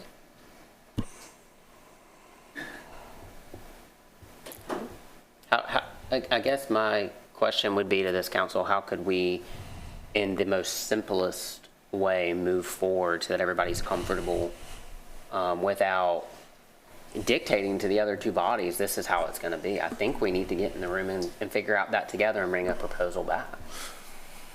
Madam Mayor? Yes. If I may, I think to the issue of what you just brought up, Gavin, which is a great question, and I think the answer lies in that we're never going to dictate what other two bodies do. I think that's the point of collaboration, is we bring ourselves, we contribute, and we are responsible for what we do. I think where we're losing sight of this is on the over systematizing of something that's supposed to be organic or naturally flow in day-to-day lives and day-to-day conversations between our town administrator, county council administrator, or the school superintendent. So I think the idea, the paradigm of collaboration is great. I think we're all on board with doing something in some way, shape, or form. I'm not sure what the right answer is in terms of how the council's involvement would go, and that's where I'm open to hear how some other jurisdictions might have done it. Surely we're not the first ones to come up with this idea. In fact, I think this has been happening all along. We've just asking the question, which is wise, I think, to do, is how can you do it better, if you can do it better? But I would venture to say that, you know, City of Rock Hill and the Rock Hill School District and the Rock Hill, you know, or York County, they probably have a system in place. Or, you know, Charleston County with the school board and City of Charleston. Like, I think it's worth asking those questions, because obviously open communication and shared goals, and anytime you can have synergy, is important to execute. And so I'm open to hear how that's done. I don't think a rotation or coming up right now and coming up with a bunch of ground rules for something that we don't really know how to make formal because it already exists informally is the kind of $1 million question. So I don't think anybody's going to be able to come up with the great ideas here tonight at this bench, but I do think that it'd be worth asking our staff to maybe see what are some better ways to do this, or what can we do? Because at the end of the day, we come up here and we sit behind this bench and we talk a couple times a month, and we might have some other conversations, have some engagement. But at the end of the day, I don't work here 40, 50 hours a week like you do, or like you do, or like you do. Like, what can you do, Lauren, to help interact with your counterparts at the county? Because I think what you do is important, and what the county does and your counterparts are important. So I don't know, how can we get in a room and get around a table and have all the elected people with cameras and minutes and all the formalities? I question that we're not seeing the forest through the trees. I would be more interested in hearing what can we do to help facilitate that, because I think we're all going around our elbows to get to our thumbs if we want to figure out how we as elected officials can really drive that boat. I mean, we're the visionaries, but we're not the day in and day out grind. So Chief Green in the back, I know him and Jay Kuhn, you know, they got, how often do you guys sync? Secret and private. but would you classified? But Chief, would you agree with me that you and Jay Kuhn probably do a lot better work between the police departments than county council and town council could ever tell you how to do your job? Like, okay. So I'm not to say that, and that's not to say that we don't have a role in this. I do think we have a role in this, but I think we need to ask the right question of what is our role in this. So that's what I want to make sure we do, and coming up with it right here behind this table may be a theory, but you know, we're not reinventing the wheel today. We don't need to do that. Madam Mayor.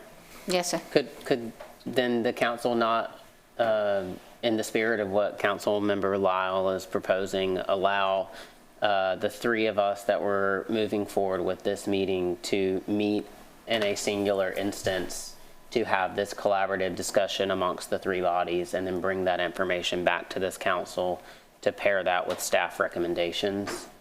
Because based on our conversation, Madam Mayor, you and I discussed not kicking this down the road, through the summer and all that. Like, we're going to get something rescheduled soon. Now it sounds like we want to wait on staff recommendations. That'll be the next work session.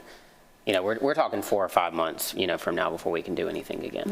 Why don't we do this? Why don't we, while staff's working on that, instead of, and maybe we could meet smaller with the school, what if it was okay with y'all, if Gavin and myself met with Todd and Daryl to see their thoughts on the rules of engagement, the agenda, how this kind of worked, and then the same thing with Kathy Henson and maybe Mackenzie, and just get their thoughts and bring that back to have with y'all, to have with what y'all have, just to see. If I may, it still feels like a matchmaking game. Like, why can't you call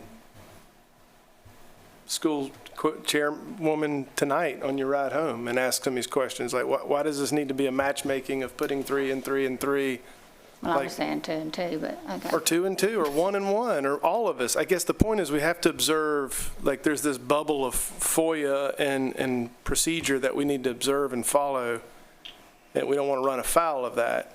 But at the end of the day, I've had 2 or 3 discussions with the school board members because they run a booster-thon and a field day across the street from my office a couple times a year, and I can't conduct any business because it's so loud. So I had conversations with them, and we worked out some collaboration for my office and their school.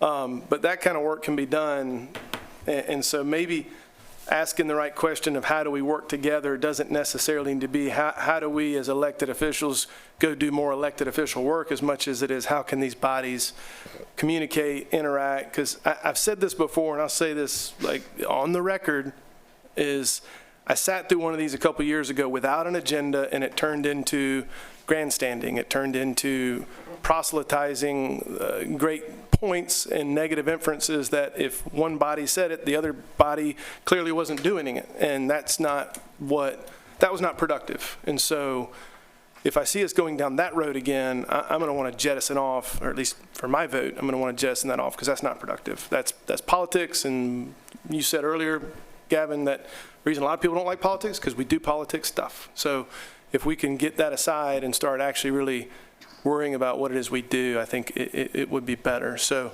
I don't have any idea. I don't have the secret sauce here tonight, other than to say what we were doing earlier probably was birthed initially in a good idea, but it very quickly turned into a whole bunch of formalities at the last minute, and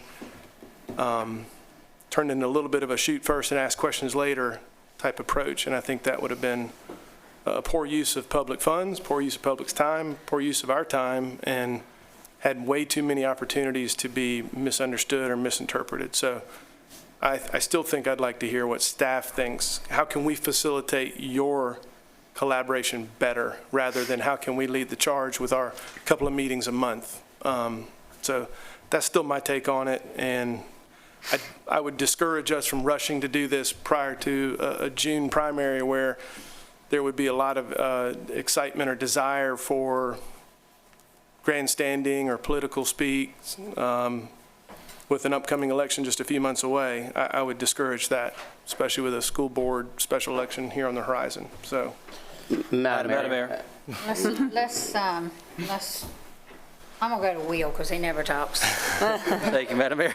I would just like to make the point, from my perspective, I think the spirit of what Todd was saying is, what is the goal with this? Are we wanting to have collaboration with county, town, and school board? I think that's the spirit of what everybody wants. But the problem is that when you get elected officials in a room, it's going to be political.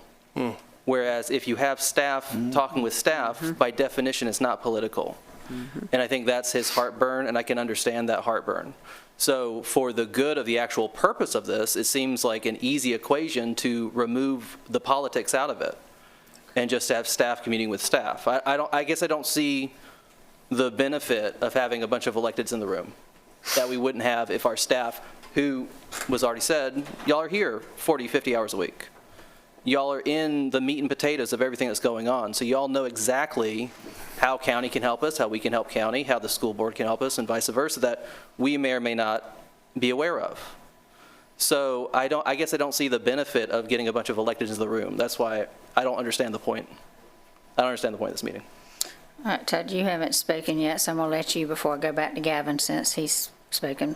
Yeah, at the hazard of being misunderstood, I just think that the philosophy of collaboration is really good. This started off as a simple roundtable discussion, nothing nefarious because there's no authority to do anything. So it's not one of these closed door meetings. It was just a roundtable discussion to see if we're missing anything. But I've been on this council for 14, 15 years, and I have no desire to sit in a room with 10 elected officials from various bodies with the cameras rolling, with no defined agenda, with no defined moderator who's going to lead it, or we're going to go Robert's Rules of Orders, because it just, by the nature of it, it just gets chaotic, and everybody's got a stump speech they want to make, and you do 10 of those at 5 minutes each. That's 50 minutes, and then you hit the gavel and go home. So unfortunately, that's how those things tend to go, and so I think it's real easy. I think we need to back up and get something that we can all buy into. We all bought into a small roundtable. We just didn't buy into a big public meeting where it's all going to be a bunch of stump speeches and undefined. So we got to back up and figure that out. Here's what I would propose. I walked into Chipotle today, like I do most days, and I sat down and had lunch with the chairman of County Council, Dara Hudson, because he was in line in front of me. We sat down, we had lunch, and we talked about things. So why don't everybody on this council, like, we all know each other. Yeah. Like, we don't need WLTX and WIS there with a big agenda for us to sit down and talk about this stuff. Like, if everybody here wants to collaborate, why don't you get a lunch with somebody from the school board and somebody from county council in the next 30 days, and 30 days from now, and ask them, and actually you got to think of something. You got to think of something that we need from them and something we could provide for them. You got to have some kind of substance.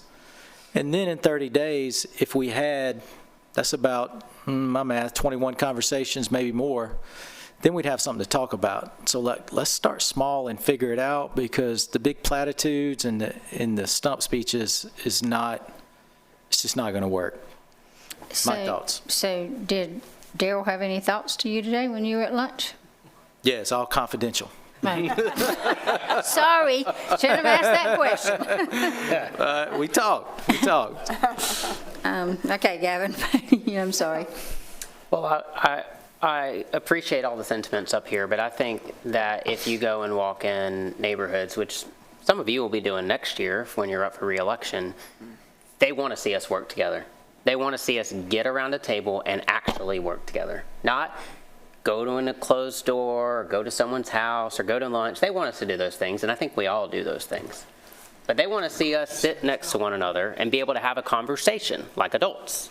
Not argue, not lob insults, not be rude and disrespectful to one another, but talk about the serious issues that are facing our community. Infrastructure, traffic, development. I think we all hear about those, and we all have our own ideas, and our staff does wonderful work of going and talking to the county that Jessica does, and David talks to his counterparts, and Chief talks to his. And then what happens? They bring it back to us and say, well, no, we don't want to do it that way. Why don't the decision makers just get around a table and be able to talk to one another?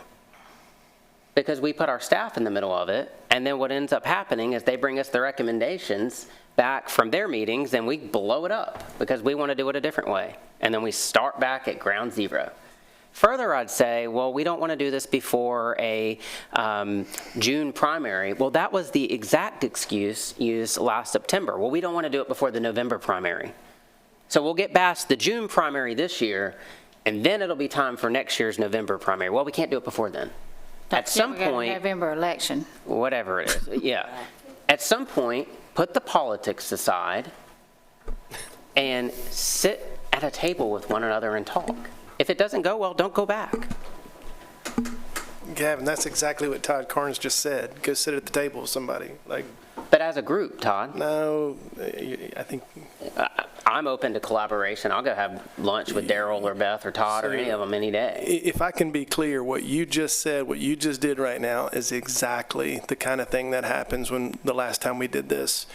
You just made the negative inference that I don't do that. You just said, I'll go sit down with Beth, and then looked at me and said it as if that was implying that I don't go and collaborate. I do believe I said all of us do that here at this table. Did I not start at the beginning by saying that? I do believe I did. So no, there wasn't a negative entrance. The opening of my statement was that I believe all of us go and have lunch or talk with individuals from other bodies. Listen, it's not personal. This is just, we can agree to disagree. I think that what you're proposing is all sizzle and no steak. I think it's all politics. It's all what are the cameras going to see, and the reality is, if you want real conversations, have them in the bathroom. No, it's not all what I said. Have them at Chipotle. Have them at your open door after 4. There's no reason why you and Beth Carrick can't have a conversation and record it and video it and share it on social media and let everybody know that you're doing what the people elected you to do, which is collaborate. But this body is a group of 7 of us, of which a majority is needed, didn't feel like the way this last meeting was going was the right approach. And so I still stand by that. I'm all for collaboration. How we do it, though, I think we look at different ways of trying to do it. Yeah, I understand. I just think it's mighty convenient that the votes were garnered at the very last minute, the weekend that I was burying my grandmother. Okay. I find that mighty convenient that I wasn't able to talk with everyone. Let's stay on. Let's don't go negative toward each other. Ron, you haven't spoken. Do you have anything to say? Yes, ma'am. I've been waiting my turn. So I don't have a problem having an informal meeting with the different bodies. I actually had a conversation in person with Mr. Hudson before he went to eat lunch with Mr. Carr. So Mr. Hudson made his rounds today. Okay, well, it's no He told me all about it, and that's why it's confidential. Yeah, okay. Classified. Yeah. So, I don't have a problem with us getting together as groups and discussing and coming up with solutions for things that we think aren't working as well as they could be. But I do believe if we're going to make it, if we're going to hold a meeting, then everybody should have ample opportunity to attend it and not be told 2 or 3 days ahead of time. And I also don't believe it should be held during the day. It should be held at night like we do our meetings. I didn't appreciate getting notified that it was going to be held in less than a week. I don't have any recollection of any council meeting ever being held that fast, except for an emergency meeting. We were dealing with COVID issues. So I just think it was inappropriate the way it was put to us by the school district, that it had to be filmed, that this had to be done, that had to be done. That gave me reason for pause. For the record, I think I actually made my decision on this the day the email came out. I didn't wait until the weekend. I didn't like the way it went. I didn't think it was appropriate for it to move that way. For the record, I've talked to all of the school board members. One of them even called me and said, why are we doing this? What are we going to accomplish at this meeting using all these resources and all these dollars? And I said, well, the original idea that I had a couple years ago was a couple of us get together and have a coffee and just talk about what can we do for the school district, what can this school district do for us, how can we save tax dollars on both sides of the coin, how can we pair up with the county and save tax dollars, how can we team up on projects, just like Randy brought to us tonight. We're going to collaborate to try to get some more funding. How it got to this mess, I don't know. Don't care. I just didn't appreciate the way it came down and will not support it unless we do it publicly and with plenty of notification so that every council member on everybody that's going to attend these meetings has an opportunity to schedule with their normal job to be present and represent the citizens equally. Okay, so with that said, just so I can clarify here, with what you just said, Ron, you're saying that everybody should be able to be there. Does that mean everybody should be able to talk?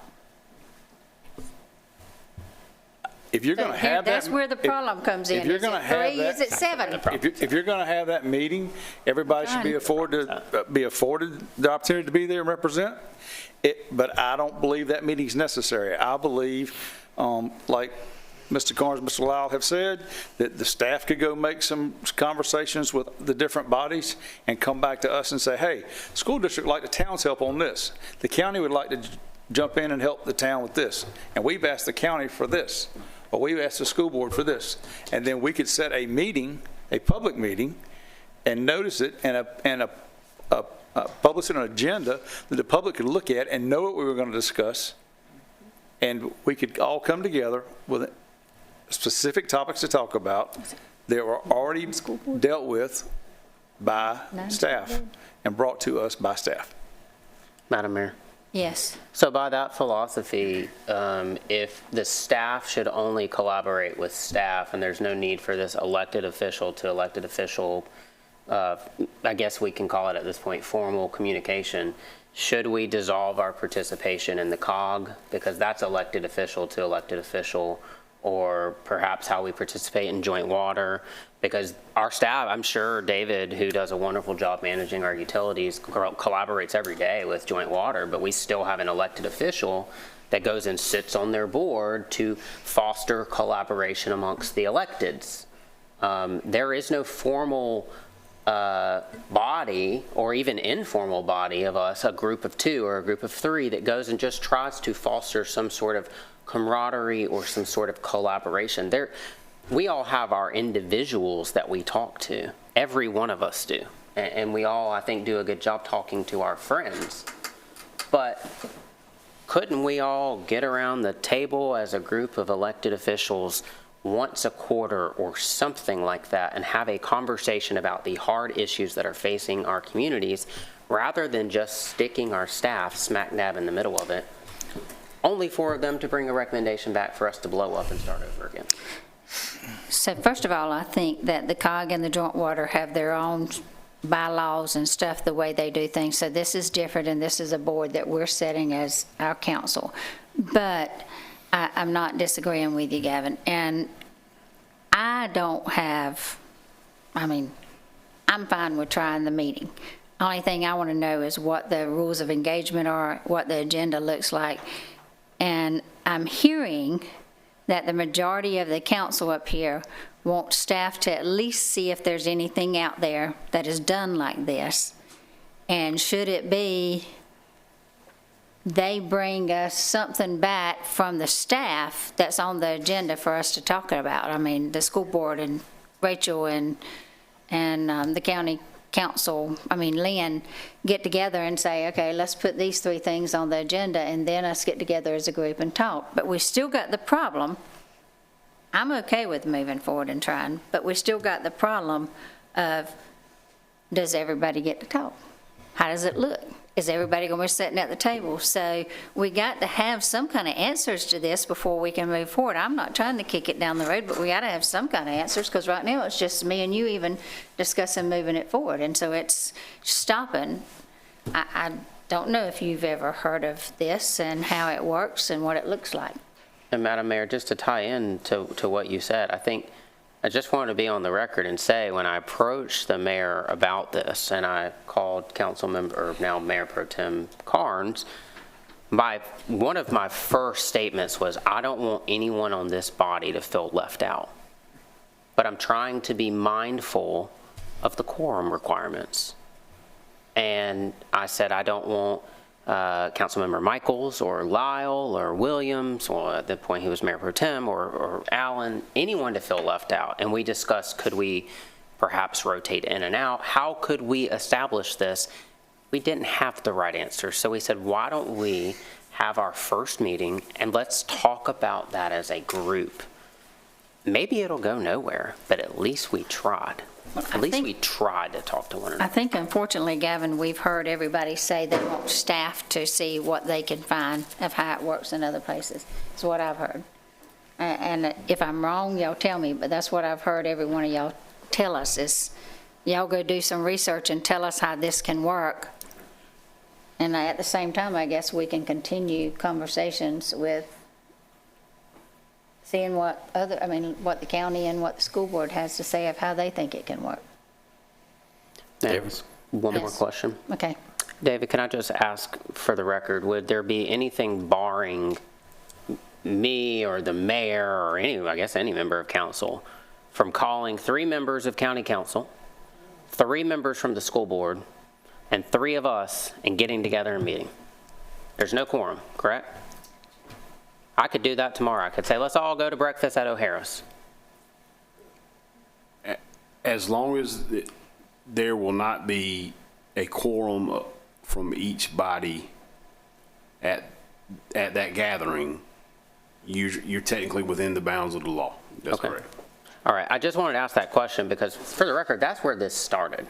And somehow with the school district, we got to, well, it's got to be televised and it's got to be public notice, and I guess that's their own problem to solve. I don't really understand that. But there will be nothing barring us from moving forward with an informal group and inviting the 3 of them, and if they want to participate, they can, and if they don't, they don't. Correct? That's correct, yeah. But you would say that would probably need to be done somewhere other than town hall, where staff would be affected and that type of stuff, because I know I've heard very clearly from everybody that they don't want resources used during the day for. If staff are going to be used during that meeting, It needs to be. it needs to be off-site or in an, or it could still be used, it could still be held at town hall, but town staff do not need to be involved. So in other words, we could meet up in the mayor and council office correct. as a group, but not include any staff. That's correct. That's what you're saying. How is that any different than us having a one-on-one meeting, though? Like, I attended a meeting with the mayor and myself, I don't remember if any other council member was there, and then Rachel, you were there, and we met with 2 or 3 constituents. Well, we didn't have all approval of That's council. because there was constituent issues that you brought forward to staff to deal with, and you wanted to sit in the meeting. Yeah, you would have to, the meeting would need to be tied to some type of town business for staff to be involved in the meeting. In that situation, obviously there was issues that staff needed to address, or that's why they were invited to the meeting. So if we took up on the agenda to informally discuss building and zoning standards, I don't know, could we not invite Jessica, because that is constituent issues being addressed?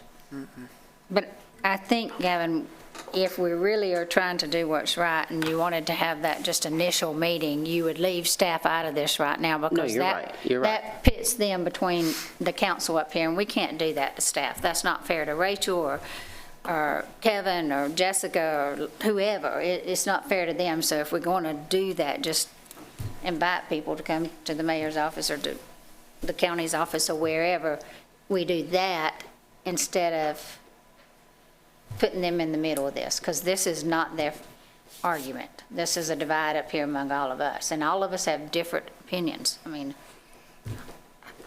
if you can give me some rules of engagement and some truly why I'm there, I'm fine with it to the public. I'm fine with all of it, but I'm not okay with the middle of the day. I'm not okay with a lot of the staff having to be tied down, especially when it's not our requirements that some of it has to be done. But you still got the problem of people think they should be able to talk, and you were in that meeting where it went, you weren't. I didn't know about that meeting. No, I'm talking about the one where. I didn't know about the meeting. That was at before you? Another member's? No, it was Smallwood. Oh, you're talking about the Smallwood. Hey. Oh, no, I was about a week into the job. So, that one had an agenda. So that's when, it's just got to have some ground rules, and I think they can go, surely there's something in the United States where people collaborate, and y'all can bring it back to us fairly quickly. And Gavin, if you want to do that, we can move forward with just informal, and who shows up, and rocks on. Madam Mayor? Yes.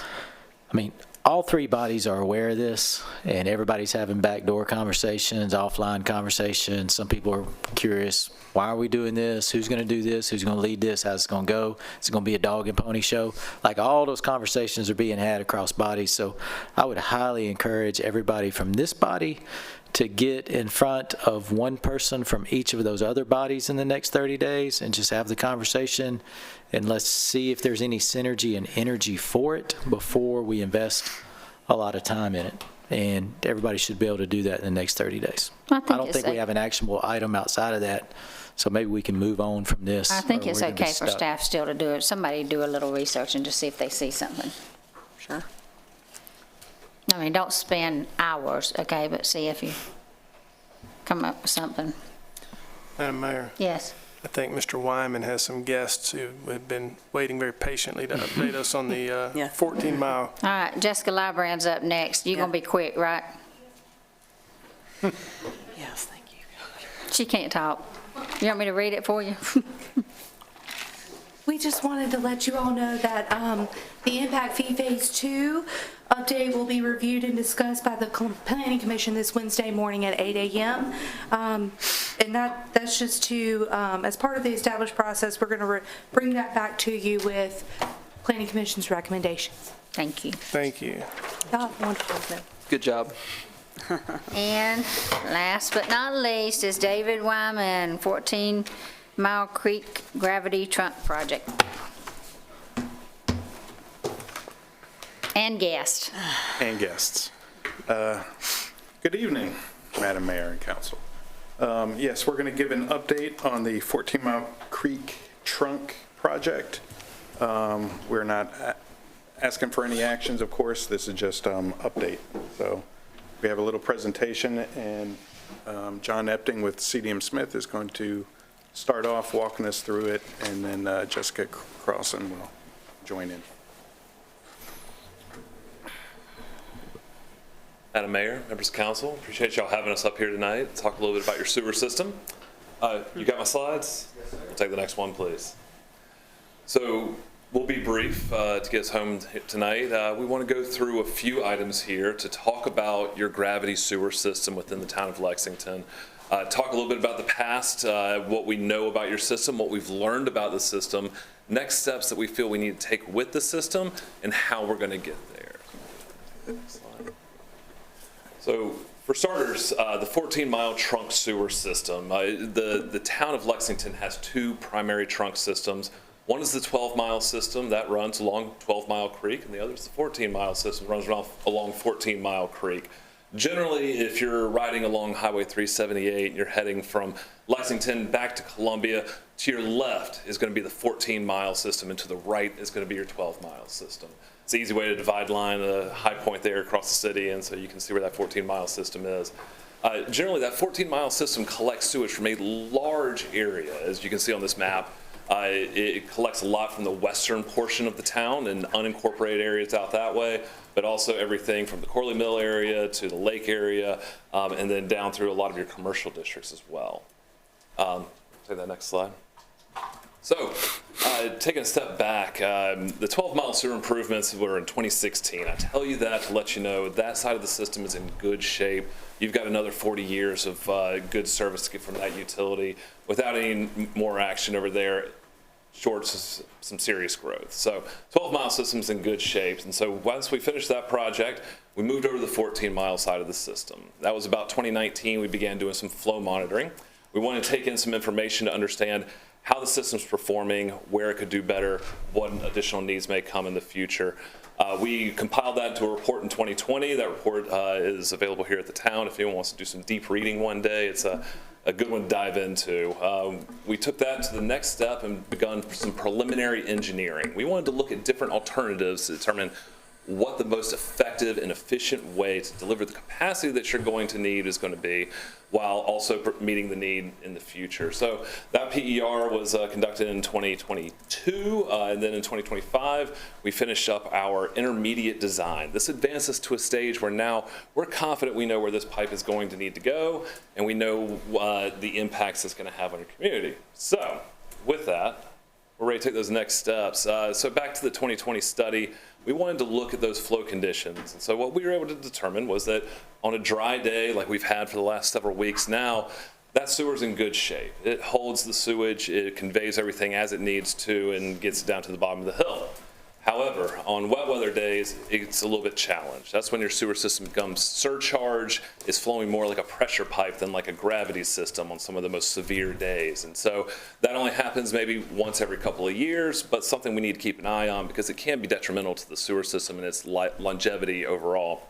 Part of that study, we were able to see that inflow and infiltration was not a major concern. Typically, with a lot of older sewer systems especially, you'll find that when it rains really hard, a lot of that water that goes into the ground eventually makes its way into the sewer. That can inundate the sewer in a way that would take away the capacity that you need to serve your constituents and your ratepayers. And so we don't want to see that, but fortunately, your sewer system's in good shape.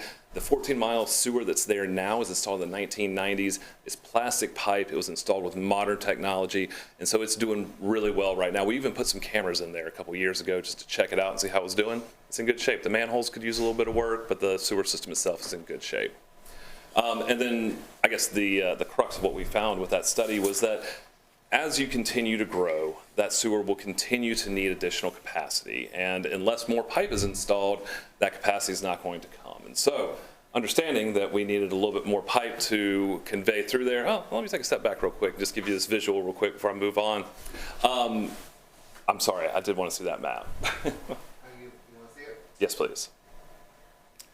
So this map will show you, as we conducted that study, where we had capacity issues. Those red lines that you can make out up there on the map, that's where we start to see the pipe is over 75% full. That means it is inundated. It has got about as much flow as it's going to be able to handle. And we're starting to get up towards where we're concerned. You can even see a couple circles on the map where we're flowing like a pressure pipe. We're above the top of the pipe, and we're starting to see surcharging in the system. This was in 2020. So now we're in 2026. Thank you. And so we wanted to review some options to provide the additional capacity we need. And the best option that we came up with, the most cost-effective, was to provide a new parallel sewer directly next to the existing sewer. About, I'd say most of this sewer pipe, about 30,000 feet of it, would be an 18-inch sewer line. So we made that recommendation to the town. We completed a, I'd say, objective study to determine the best way to do this. And the parallel sewer improvement is what we determined. So, in order to install a parallel sewer, we need a little bit more room on the ground. Currently, as we did our research to figure out what the existing condition was, we found that there was about a 20-foot sewer easement down there. We were not able to find easements for all the parcels, but fortunately we have Jessica Carlson and her team to mine some additional information. We've been able to verify that typically across the entire sewer alignment is about 20-foot easement, and critically, that sewer easement only allows for a single pipe inside the easement. This was, I assume, a negotiating tactic in the 1990s to get you all the property you needed to build this sewer in the first place. But now that we're ready to add capacity, we need additional sewer easement to be able to do that. So take that next slide. And so with that existing 20-foot sewer easement, we're going to offset our new sewer by 10 feet, usually up the hill, because your existing sewer is pretty close to the creek, and so we want to move further away from the creek. So as that happens, now we're 10 feet offset from that. To provide the type of room that your utilities department needs to be able to conduct maintenance, to be able to provide service to the sewer system, they're going to need about a 30-foot easement. That's a modern, I guess, space they would typically want to see for that type of work. When that's added on, overlapping with the existing easement, that comes to an easement that's about 40 feet, or just under 40 feet typically. In addition, when we're building this the first time, we need some extra room off to the side. Some room to string out the pipe, room for large borrow pits and the fill materials taken out of the hole, the manholes to be strung out, and vehicles to be able to traverse back and forth so that they can install the sewer efficiently and effectively. And so for that, we're going to need a 20-foot temporary construction easement. So that's off to the side. This accounts for a total of about, or a little bit under, 60 feet of easement that we'll have total to procure. 40 feet will be permanent. 20 feet is temporary for the life of this project while we're constructing. Okay? Next slide. So with that, I'll turn it over to Ms. Carlson. All right, thanks. Good evening, Mayor, Council. My name is Jessica Krausen. My law firm has been brought in along with a separate right-of-way acquisition group, Utility Land Surface, to acquire the land rights that will be needed for the new pipe that's going to go in. So we're involved in the easement acquisition project. So the first thing that'll happen is a notice letter will go out to all of the property owners. There's about 117 impacted parcels. A notice letter will go out, and then Utility Land Service, which will take the lead on acquiring the land rights and hopefully getting as many easements signed as possible. They'll be in contact with these property owners and will work to get the easement signed to the extent they can.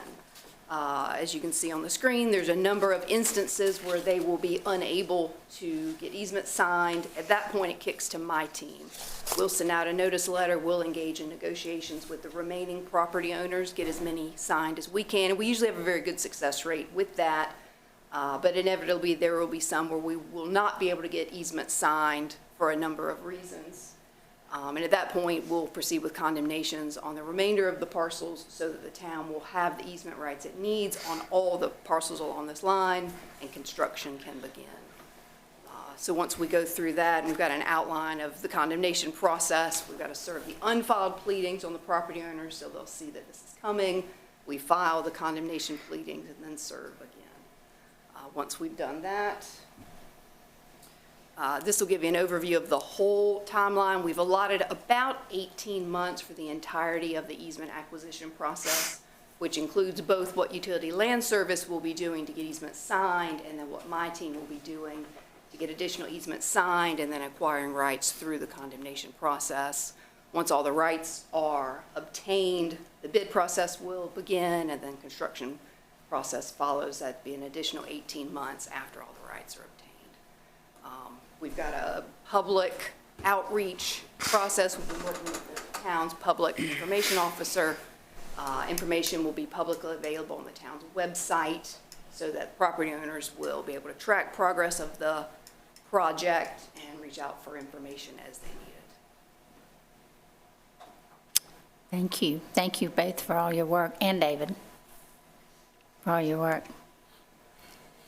Is there any questions?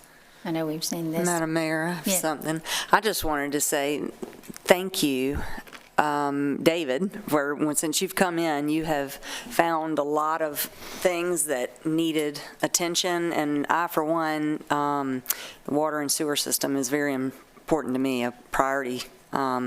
So I'm just thankful that the town of Lexington is being so diligent on working ahead of time for our future, putting the infrastructure in that will help with any growth that we do have. And we're not talking about excessive growth, just this is normal maintenance. And so I appreciate y'all for being involved in staying ahead of trouble. Thank you very much. Any questions from the public regarding the items listed on the agenda tonight? Yes, ma'am. I don't have a question, but I'd like to speak. 3 minutes, ma'am. Sure. Good evening, Mayor evening. Livingston and council members. Good evening. As many of you probably know, I am Tasha Hill, and I'm a member of the Lexington Community Fund Day. And first of all, I would like to thank you all for allowing me to speak. And I'd like to thank you all for always advocating for the Lexington Community Fund Day. And I want to thank you, Rachel, and Vanessa, for y'all hearing our presentation on last Thursday. While we were disappointed highly that our application was not awarded any funding, I do understand that heads in the bed stereotype in theory that everyone has. However, our organization deeply is concerned about serving families, serving our underserved community. I know they may not get heads in the bed, but they are still an important and vital part of our community. So our event, though it serves children and underserved families through initiatives such as free back to school event, which provides backpacks, school supplies, essential resources, community job fair, which connects individuals to employment opportunities, and outreach that brings our community together. We have partnered with Mission Lexington. They have provided things for us. Senator Katrina Shealy has assisted us, and all of you on the council.